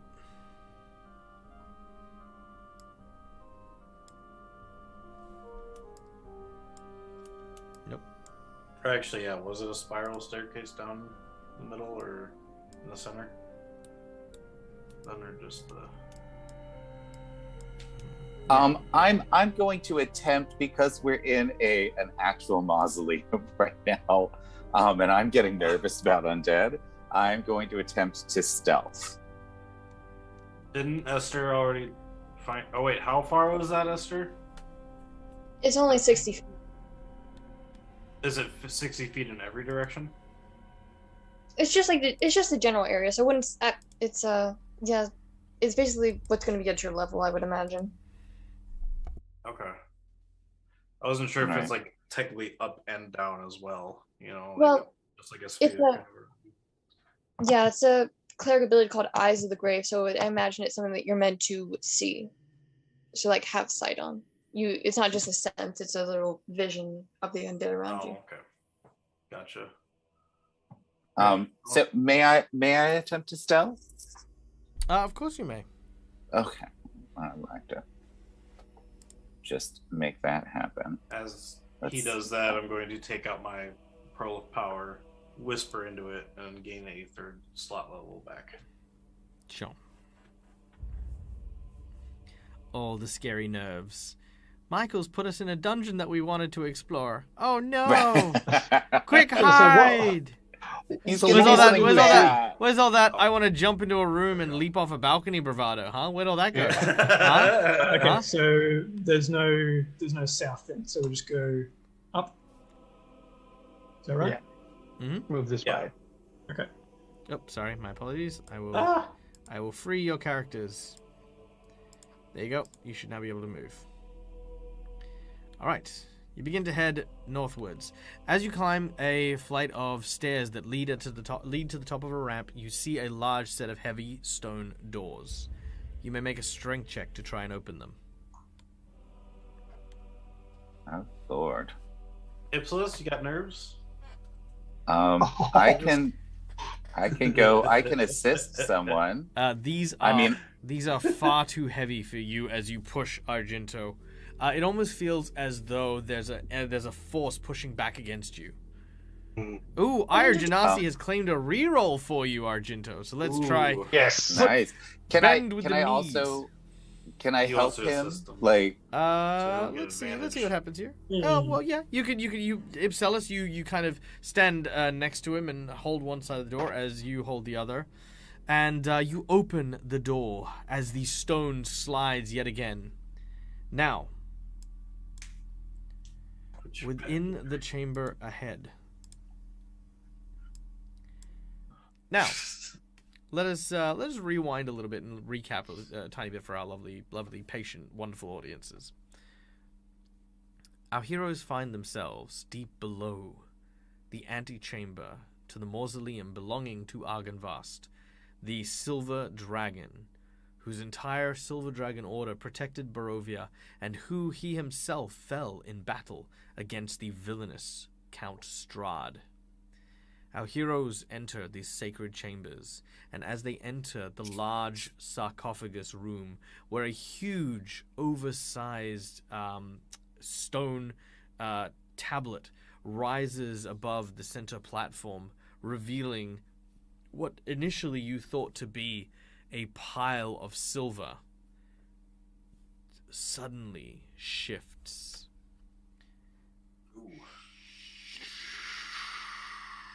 oh dear. A glint of silver as a form, large and scaled, rises from its curled position atop the tomb. You hear the sound of a low rumbling, like the sound of a drawl caught in the back of a gator's throat. You hear this clawed feet clamber onto the ground. Ooh. I feel like this isn't great. Oh no. I don't suppose anyone mentioned whether Argynvast had a child or a partner. Brother. Argento, this is all you. Yes. Well, So we might need you up here soon. I slowly move closer towards it. You stop right where you are. As you do so, your feet will not obey you. Make a will save. Oh, sorry, a wisdom saving dear. throw. Dragon fear. Do I get advantage on saves because I'm still in Argent Ball? You know what? I will give you an advantage on that. Yeah, you can have that. I'll give you that. Nice. That did not help you. It did not. You are No. paralyzed with fear. Can I try to at least like get him, sort of drag him back out of the room a little bit, so he's not a single you may target? also, if you make any movement forward, you may likewise make a wisdom saving throw. Oh Lord, I'm gonna try it because I would rather him not die, like just right in front of me. Okay, all right, come on. Oh no. Yet, once again, you try to reach forward, but it's almost as if your hand for those of you who are familiar with winter anomalies, there is slurry, which is like kind of like frozen ice. Every inch you move towards him is almost like you're putting your hand in slurry. There is almost a physical, biting, pin-pricking pain, and you draw your hand back from Argento. But if you want, you can claim the reroll that Ira Genasi has just given you. To have another crack, if you would thank you. Thank you. All right, I'm gonna try it again. Let's see if we can do it. Let's do it, kids. Nope, I can't. Nope, I'm sorry. No. Thank you for trying, though. The chill runs Yes. down your spine and you freeze. Rude. Las Norfinaka Twe Maffinutor Balnan Viker. Argento, it translates to who walks among the chambers of my great and late father. Speak, and only speak true.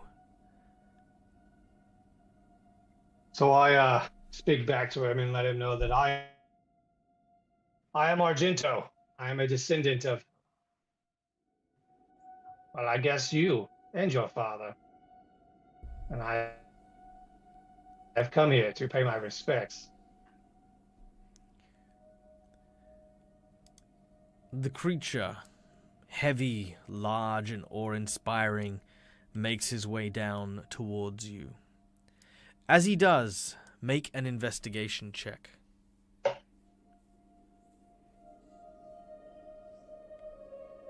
Just Argento? Just Argento. Ah, No, that's bad fine. roll You notice tonight. that as he walks towards you, he seems to be dragging one of his limbs. His back foot seems to be malformed, almost misshapen in many ways. As he makes his way forward, he turns and he lowers his nose and takes a deep inhalation. He says, Kalamtor Wisnutuforkan Argin Vas Watirkan. You are a child of my venerable father. You are child of Argen Vastholt. And I welcome you.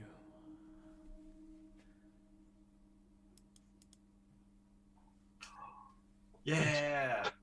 Am I still frightened? You're inspired more than anything else, but Yes. the fear aura dissipates very quickly.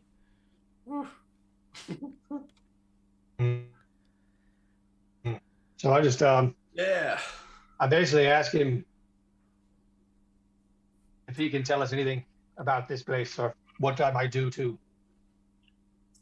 help restore the glory of our family.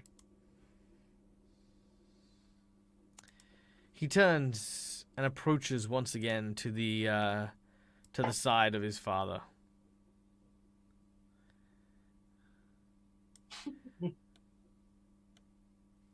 You see, he starts speaking in common at this point. Am I allowed to follow this time? Yes, he will allow you to follow. He says, I apologize if my candor were less than welcoming. I welcome you, child of Argenvast, and friends. It is not often visitors come to pay respects, not since the end of the Order. I am Aracrax, and I am the lone keeper of this sacred space. I am the true son and heir to Argenvast.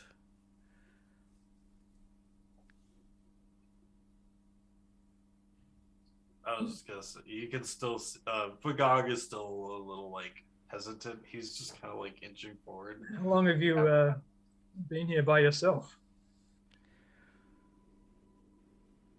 Long since has the days been when I, with my father's bones, dragged what remained to the land he once called home. Long since the time had passed, since the pyre was lit, and the flesh rent.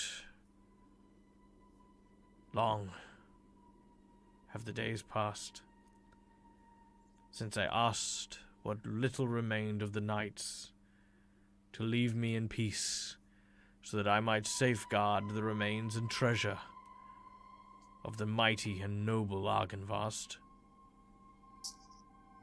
I am sorry. I do not recall exactly how long, but know that it likely were before your kin were born, and perhaps even the kin before you. Sounds like it must be a truly lonely task, but a great one. It is mine, nonetheless. My burden to bear, and my penance to pay. No, I'm sorry to hear that.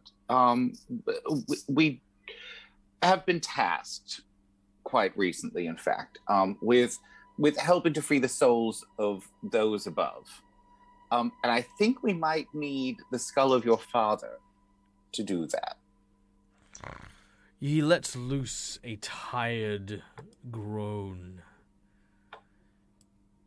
Yes, my father's remains defiled by the touch of that wicked beast.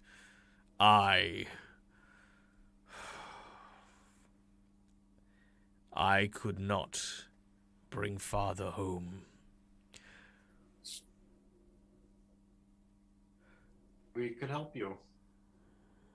Well, our esteemed paladin Argento here is on a sacred quest, so he keeps telling everyone to restore Argynvost and his skull to this place. He says he's actually seen the skull. The dragon turns and looks with great interest at Argento. You have seen father's remains? That means you have been within the castle. You have been to Ravenloft. Yes, we have. We were there not long ago, actually, and that's when I came across your father's skull. His eyes flare up. You see him look a little angry. How? None survived the castle.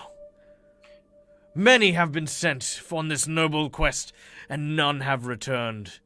How is it that you survive? How is it you have seen my father's skull, and how is it you have come here? And he leans down. Without it.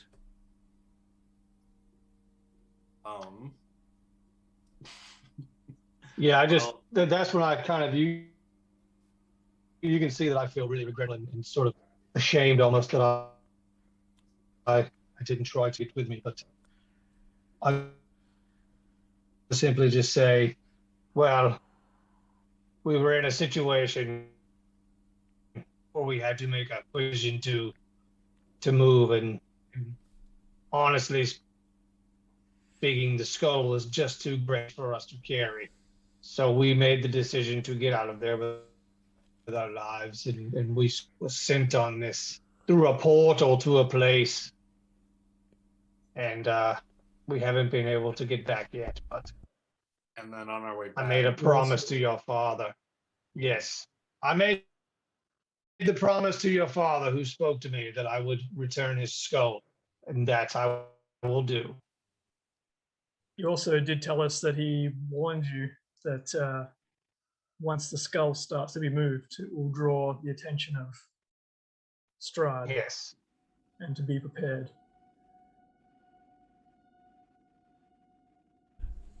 Alcanax turns. What you speak is true. Strahd is not the only danger that lurks within those stone. And I can understand prioritizing one's self. After all, to criticize and to condemn you would be hypocritical of myself. If this is truly your quest, noble knight, then I thank you on behalf of your forebearers.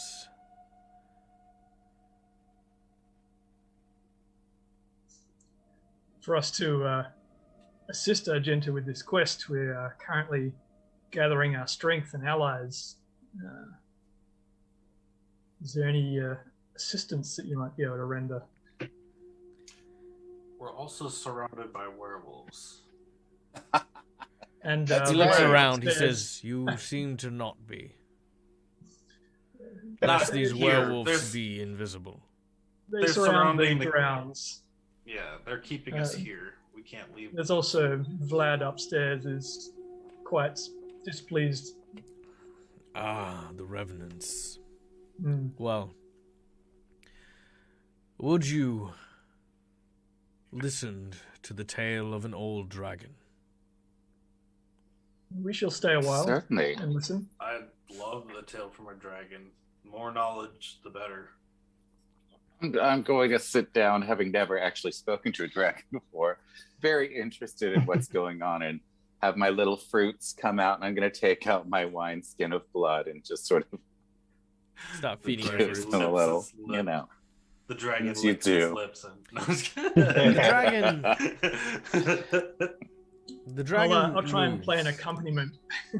An accompaniment, Tale. eh? What mood is your accompaniment?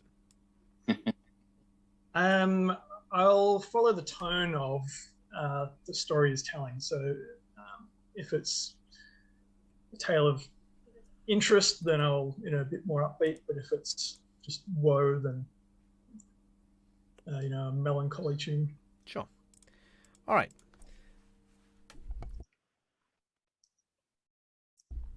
So,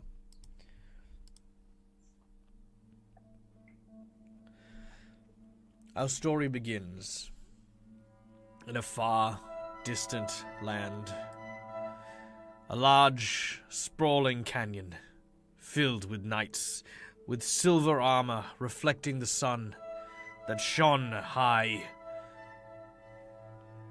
The sunset as Barovia, before its capture, gave hope to the people against the war, against the creatures of darkness. My father, his giant silver wings blanketing the sky and embracing the creatures and people below. A cheer rings out as they try to march against the castle, to fight against Strahd himself. I was but a small dragon, barely a wormling out of the egg.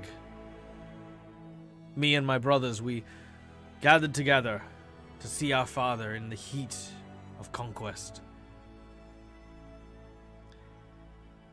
Then, as we gathered upon the large rocks, thunder burst through from the castle's stronghold and coated the sky. A horde of winged demons took to the air, and the knights charged into battle. My father was the first to engage with a large being. Almost as large as he, it struck like lightning and thunder crashing against one another. Meanwhile, the races of man, human, and dwarf fought tooth and nail against skeletons, zombies, and the undead. I did not wish to stand idle. I did not wish to simply see. I wished to help bring my father the same victory that he had promised. So I went, as did my brothers and my sister. We charged down and fought alongside the elves and people, our teeth sharp as swords, our fangs as razors tore into the hordes of the undead. We thought we were winning. We thought we had everything at hand. As we slowly began to clear a path to the castle gates, my father crashed into the highest of towers, clutching into his fist and talon the body of Strahd, a sword deeply embedded into his chest. As the silver blood poured, my father pulled back. I could only watch as Strahd, with a burst of speed, leapt from the tower and flew towards my father.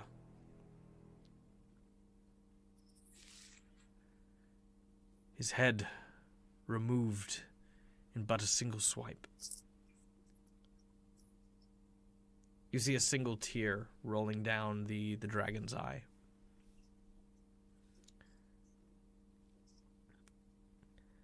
In that moment, in that fleeting moment, I knew I had done wrong. For it was in a moment of lapsed judgment where my father,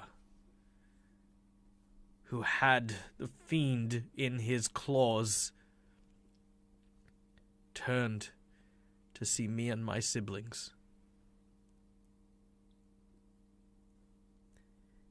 It was that moment, as his eyes locked ours, that the villainous Strahd struck and killed my father. But that was not to be the end of it. As his body hurled towards the ground, all I could hear was Strahd's insidious laughter. Before pain, the hordes of Strahd flowed out like a torrential storm from the gates of Ravenloft itself, and as they continued to march upon the people of Barovia, we offered to stay back. We tried to protect them. Ismail was the first, then Akrin, Benan, Volasdirin, and little Apaye. They were taken, torn apart like meat. They would have done the same for me, were it not for the knights. You see him look at his wounded leg, a vicious and hideous scar having cut through the tendons in the back of his calf muscle. If it weren't for me, my siblings, my father, they would all still be alive. And Strahd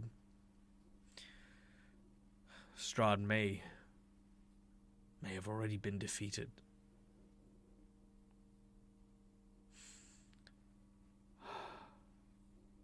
May I do something? Yes, you may. Sorry, I didn't want to. So, Esther at this point, just sort of as is her custom, would have knelt before the remains for a moment just to say a prayer, and upon standing up looks to Alkanax and says, "It wasn't your fault. There'll never be any way to know what could have happened. It's not your fault what happened. And we intend to bring your father to rest, the rest he deserves. When we do that, when we honor the memory of Argenvost, Ismail, Akron, Banan, Vanas Dylan, and Apai, every night in this order. Will you be returning to the world that your father knew? The mountains above. Will you want to see them again? The large dragon turns, his silver scales shining against the light. He says, "The world above is no longer mine. I vowed that day that I would remain by my father's side, and so I shall. But I thank you." Well, Sorry, go on. I do believe that there's a way to both honor your father and help rid the land of a terrible tyrant at the same time. It seems that most of the knights have been destroyed, but I've heard tell from our resident dragonborn here that there are a few that remain out in the world. What if you could rebuild what your father had once built? Reclaim this castle and its knights and watch over the entire world. Would that not still fulfill your oath? It would. But the knights are broken, much like the remains of my father. Until he is whole, the knights shall never be. Well, Next thing we're working on. He turns to Can the you he turns to the altar. As he does so, he says, "But your words and your company have moved me." He tries to stand, but you notice that the back of his leg seems to still give him trouble. As he does so, he rises and he stretches his wings, almost as if, you know, that cracking of your back as you're, like, getting up for, like, the first time after a really long nap. He's stretching his wings, and a few flaps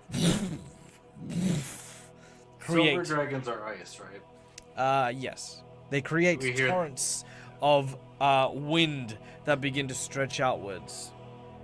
I just imagine the cracking in the ice where it goes. Choo, choo, choo, Yeah, you know, you would definitely hear some of that, like. That's kind when the cracking bones sounds. Like, choo. It's like, oh, that's cool. You have come all this way, and you are on a quest to help this order and my father. And I cannot stay idle. Though I cannot fight, there is one thing I might be able to assist you with. If there are the werekin in the forest surrounding this castle, then I shall give them something to occupy themselves. Speak my name at the gates, and I shall fly overhead. This will give them pause. Use that opportunity and find your way away from Argenvastholt. I will cover you and your move through the lands of Barovia. Thank you. Would this not be risking yourself if Strahd notices you? Yes. Yes, it would. But I have been hiding long enough. And if I am to put my faith in one such as yourself, Argento, then I must first put faith in myself.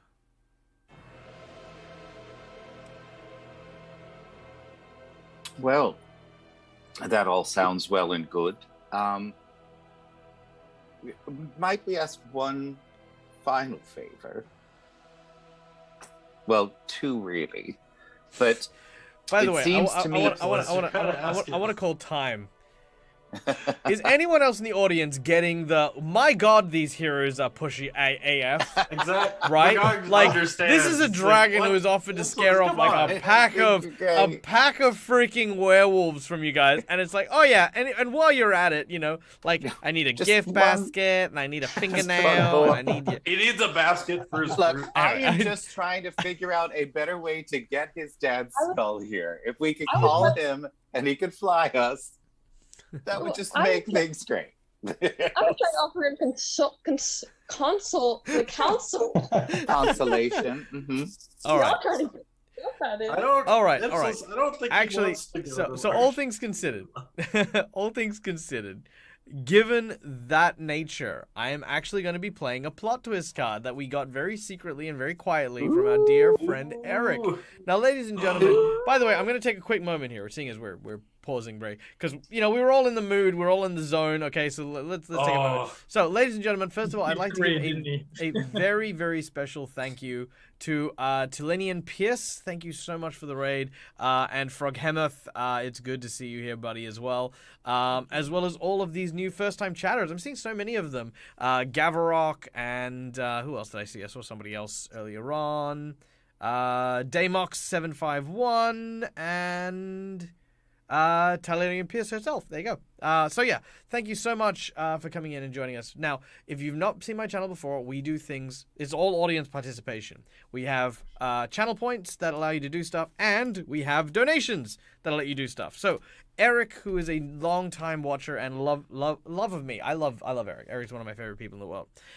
Donated the plot twist card. Greed. Ooh. Greed was the plot twist card that was given here. Io Janasi, thank you so much for gifting 5 subs to the communities. Whoa. You- Oh my god! that is incredible. Thank you so much, my dear. You are so wonderful. Stop it. I need to to all the new subscribers, thank you so much. Please enjoy unleashing the horde on this and every other channel that you happen to get on. All right, now here we go.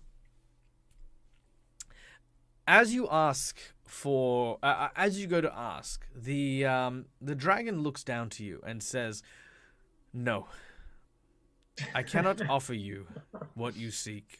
No. For if Strahd were to turn his attention towards the keep, there would be no hope for the Silver Knights any further. But there is something I may be able to provide you." He looks among the treasures and begins to rifle around and presents you with what looks to be a broken sword. A piece of sword. This was all that remained of my father's weapon.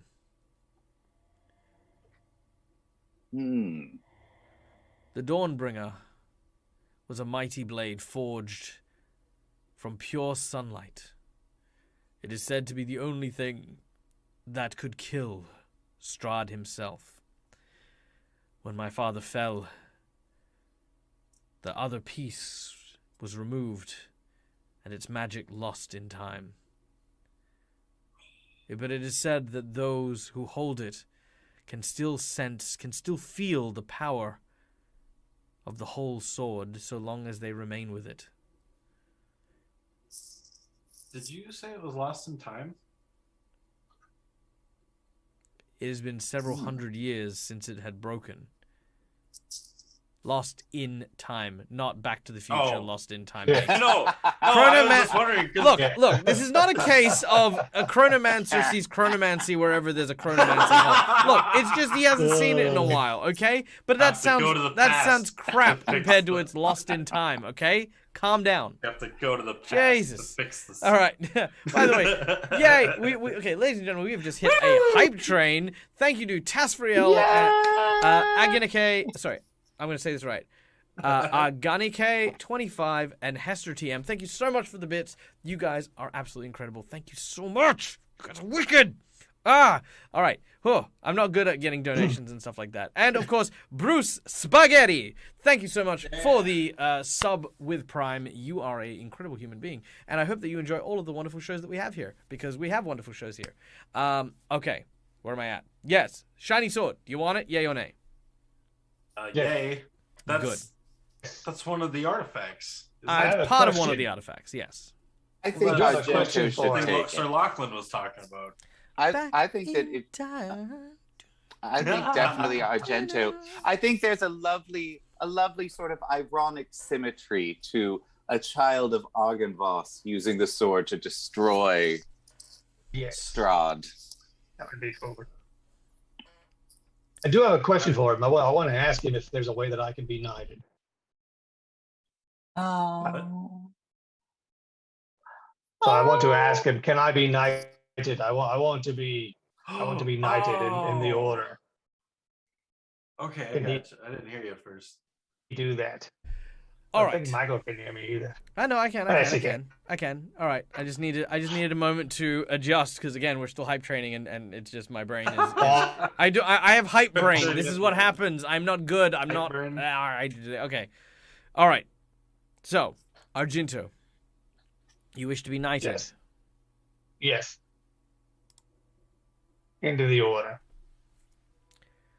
With this broken sword. He Argento, turns into a revenant. step forward. I do so. Do you, Argento, swear to uphold truth, honor, justice, and protect those weaker than yourself against the forces of darkness that prey upon those that cannot protect themselves? Yes.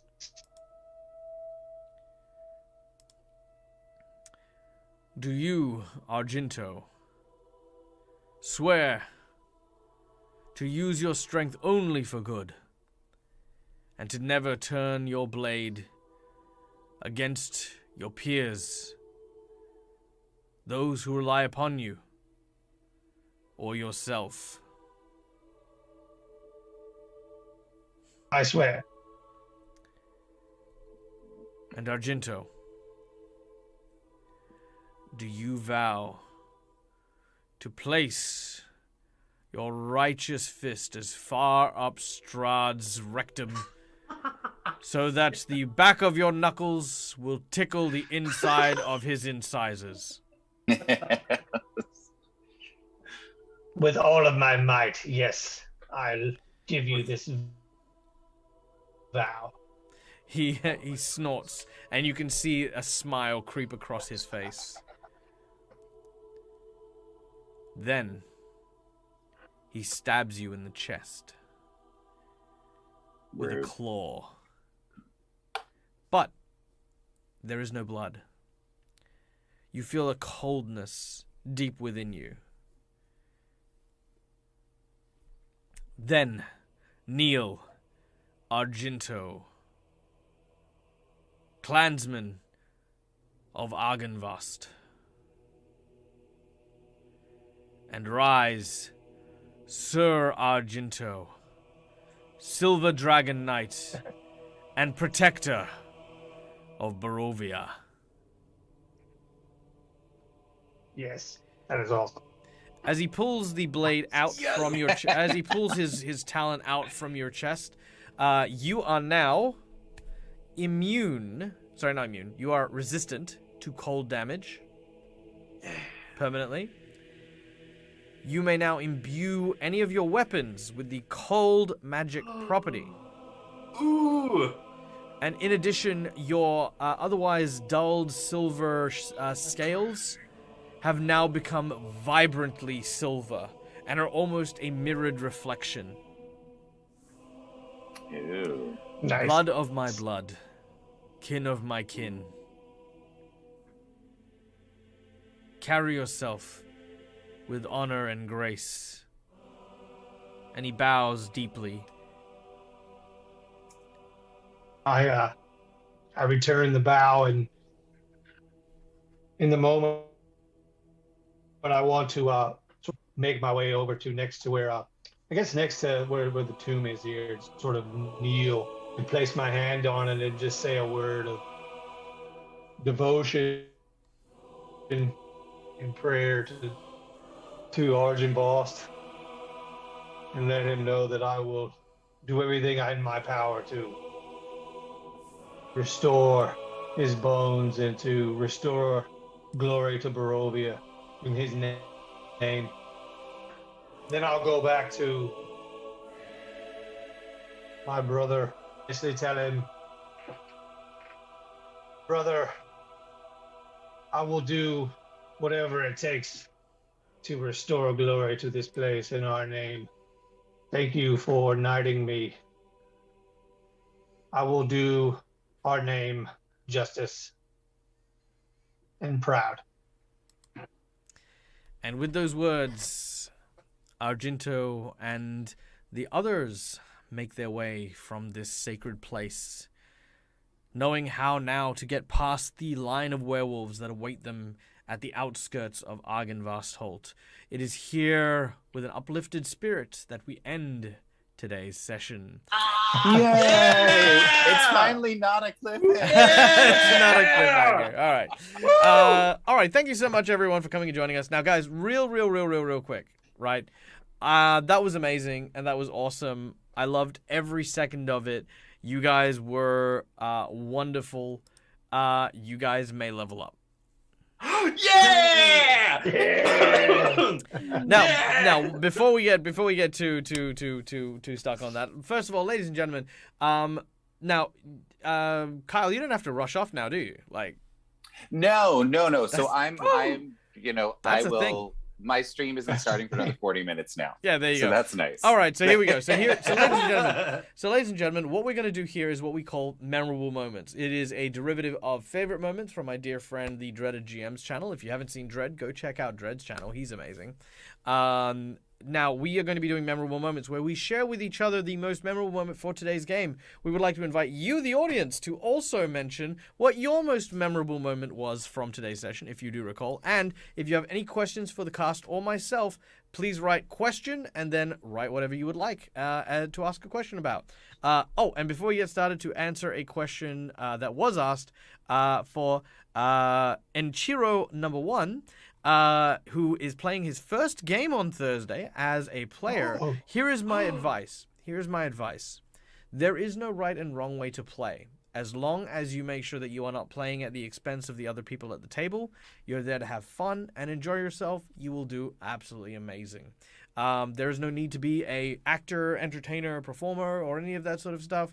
All it comes down to is, what are you doing that's going to have fun? Always push the story forward with your allies. Go with them on this amazing journey. Sometimes you will disagree. Sometimes you will have an amazing time and go till the wind goes. But no matter what, as long as you are having a great time with everyone, that's what matters.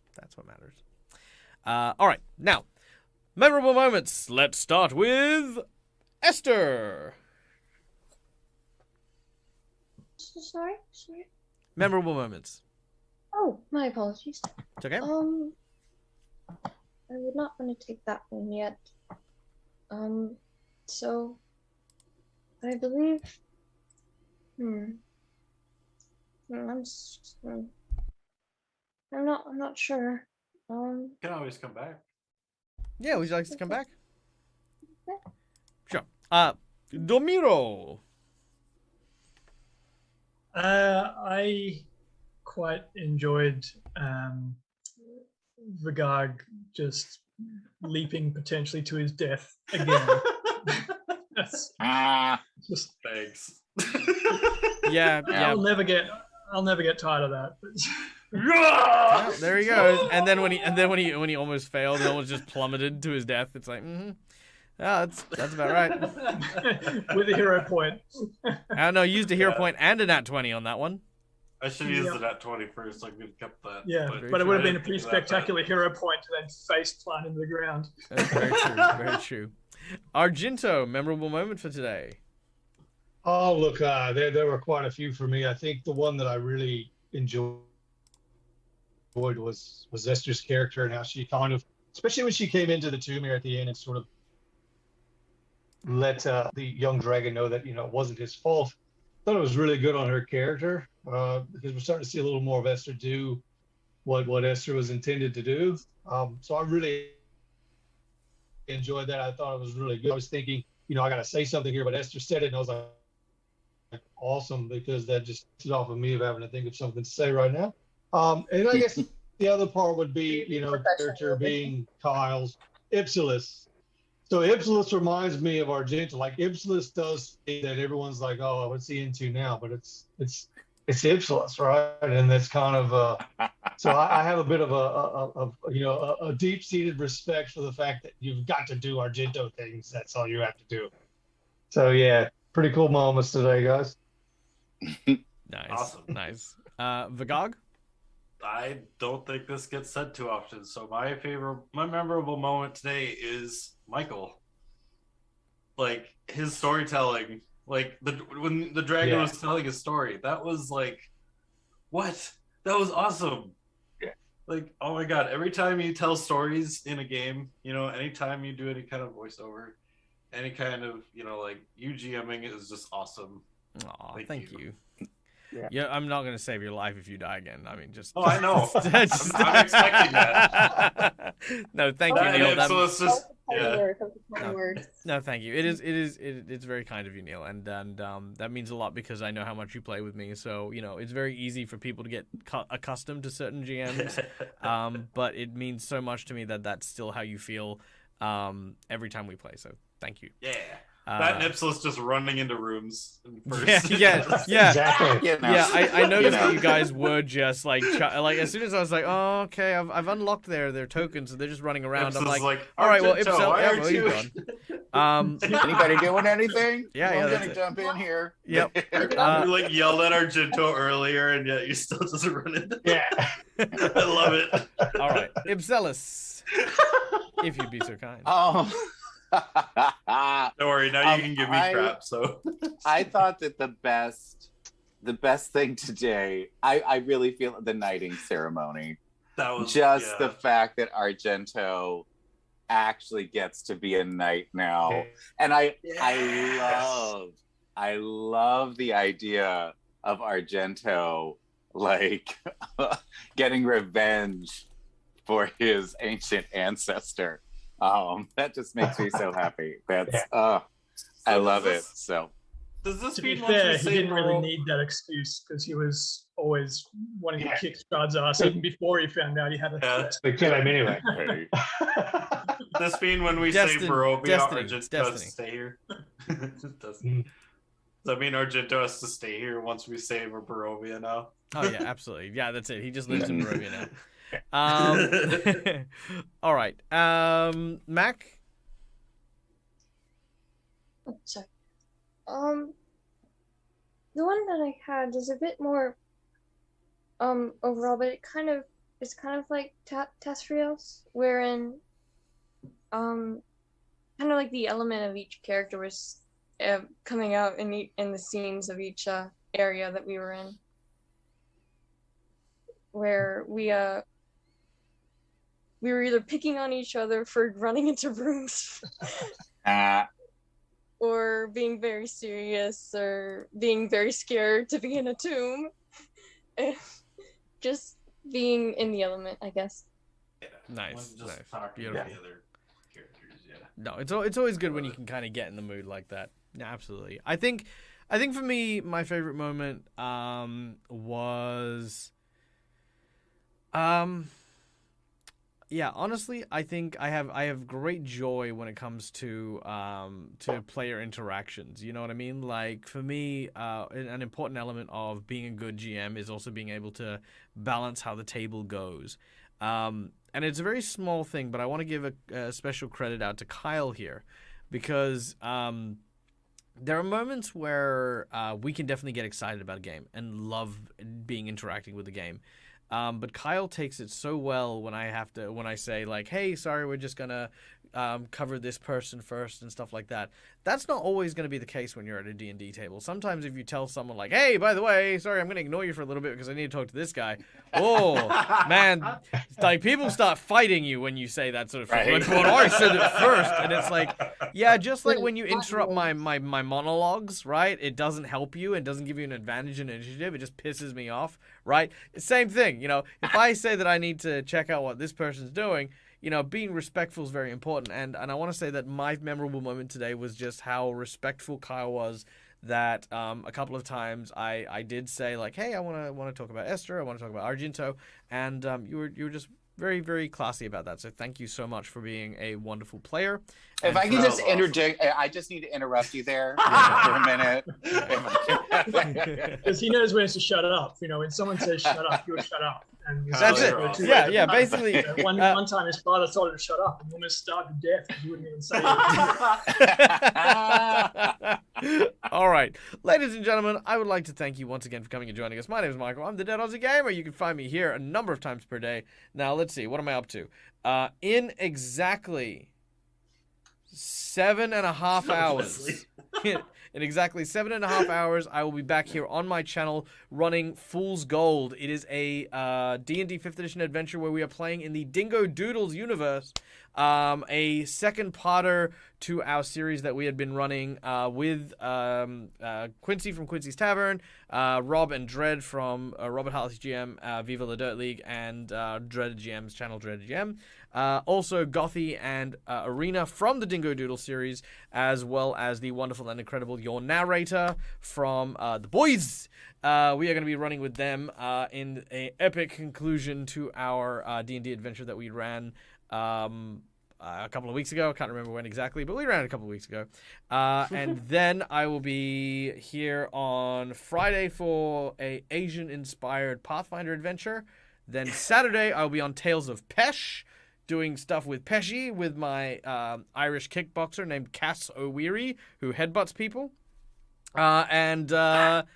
Then on Sunday, I will be back with Rise of the Rune Lords, which will be done on my channel, where we are playing it in Pathfinder 2nd Edition, where I play the role of the puppeteer inventor Malvolo. So yes, come check out all on this stuff. Check out these wonderful people as well. You can find the links to their stuff on their channel and the like. Let's see, what do we have for our memorable moments here? Tasfriel, for me, it's the epicness of the scene where characters evolve by embracing their fates. Argento being knighted by the dragon gave me goosebumps. That's awesome. Thank you so much. I only caught the end here. Great entertainment, guys. 10-10 beard game brought on by players. Brought on by Tim. Tim's beard game is on point, by the way. So that was from Gavrok. Vigard completely right. I could just listen to Michael's monologues and storytelling. The was. Thank you so much. Stop it. You can't embarrass me. There we go. Yay! All right, cool. That is all of our memorable moments. We are going to go in the raid. Let's see. Who are we going to go and raid? Very few people are on at the moment doing stuff. We're going to go and raid Nomic. Why are we going to raid Nomic? No reason. Nomic is a wonderful role player. He's not role playing right now. He's just having a casual chat stream. So we're going to go and raid him because he is a wonderful human being. Flood his chat with love hearts. I don't want him to be able to read his chat for at least 30 seconds, right? So if you can do that for me, bonza, mate. All right. Thank you so much. Awesome. Guys, thank you for being here. As always, from me to you. Till the next time we meet again, game hard or die trying. There's a question for you. Oh, is there a question? There was a question. What's the question? Full Gold. Oh, Fool's Gold's on my channel. It's my channel. Yep. It's right here. That's where you'll be. Full Gold is on my channel. Yeah. Come check that out. Thank you. Thank you, Max. All right, good. All right, no, we're leaving now. Bye. Sorry. Que tengas un buen noches.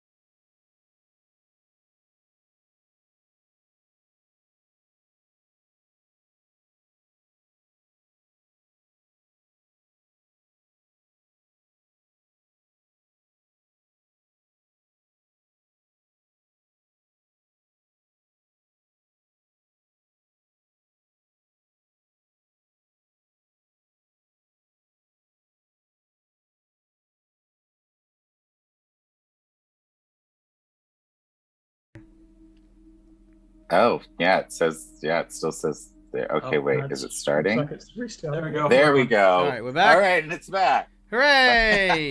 We anger the Twitch guy. All right, listen, ladies and gentlemen, I would like for everyone to write a formal complaint to Bezos and be like, "Hey, buddy, listen. I don't know if you know, but the Dead Aussie Gamer, he's a bit of a big deal, okay? Right? Either fix his Twitch stream or send him to space. Like one or the other. You Yeah. kind of Send it to space. That's it. What? That's it. That's okay. Thank you so much, ladies and gentlemen, The for space sticking Aussie around. gamer.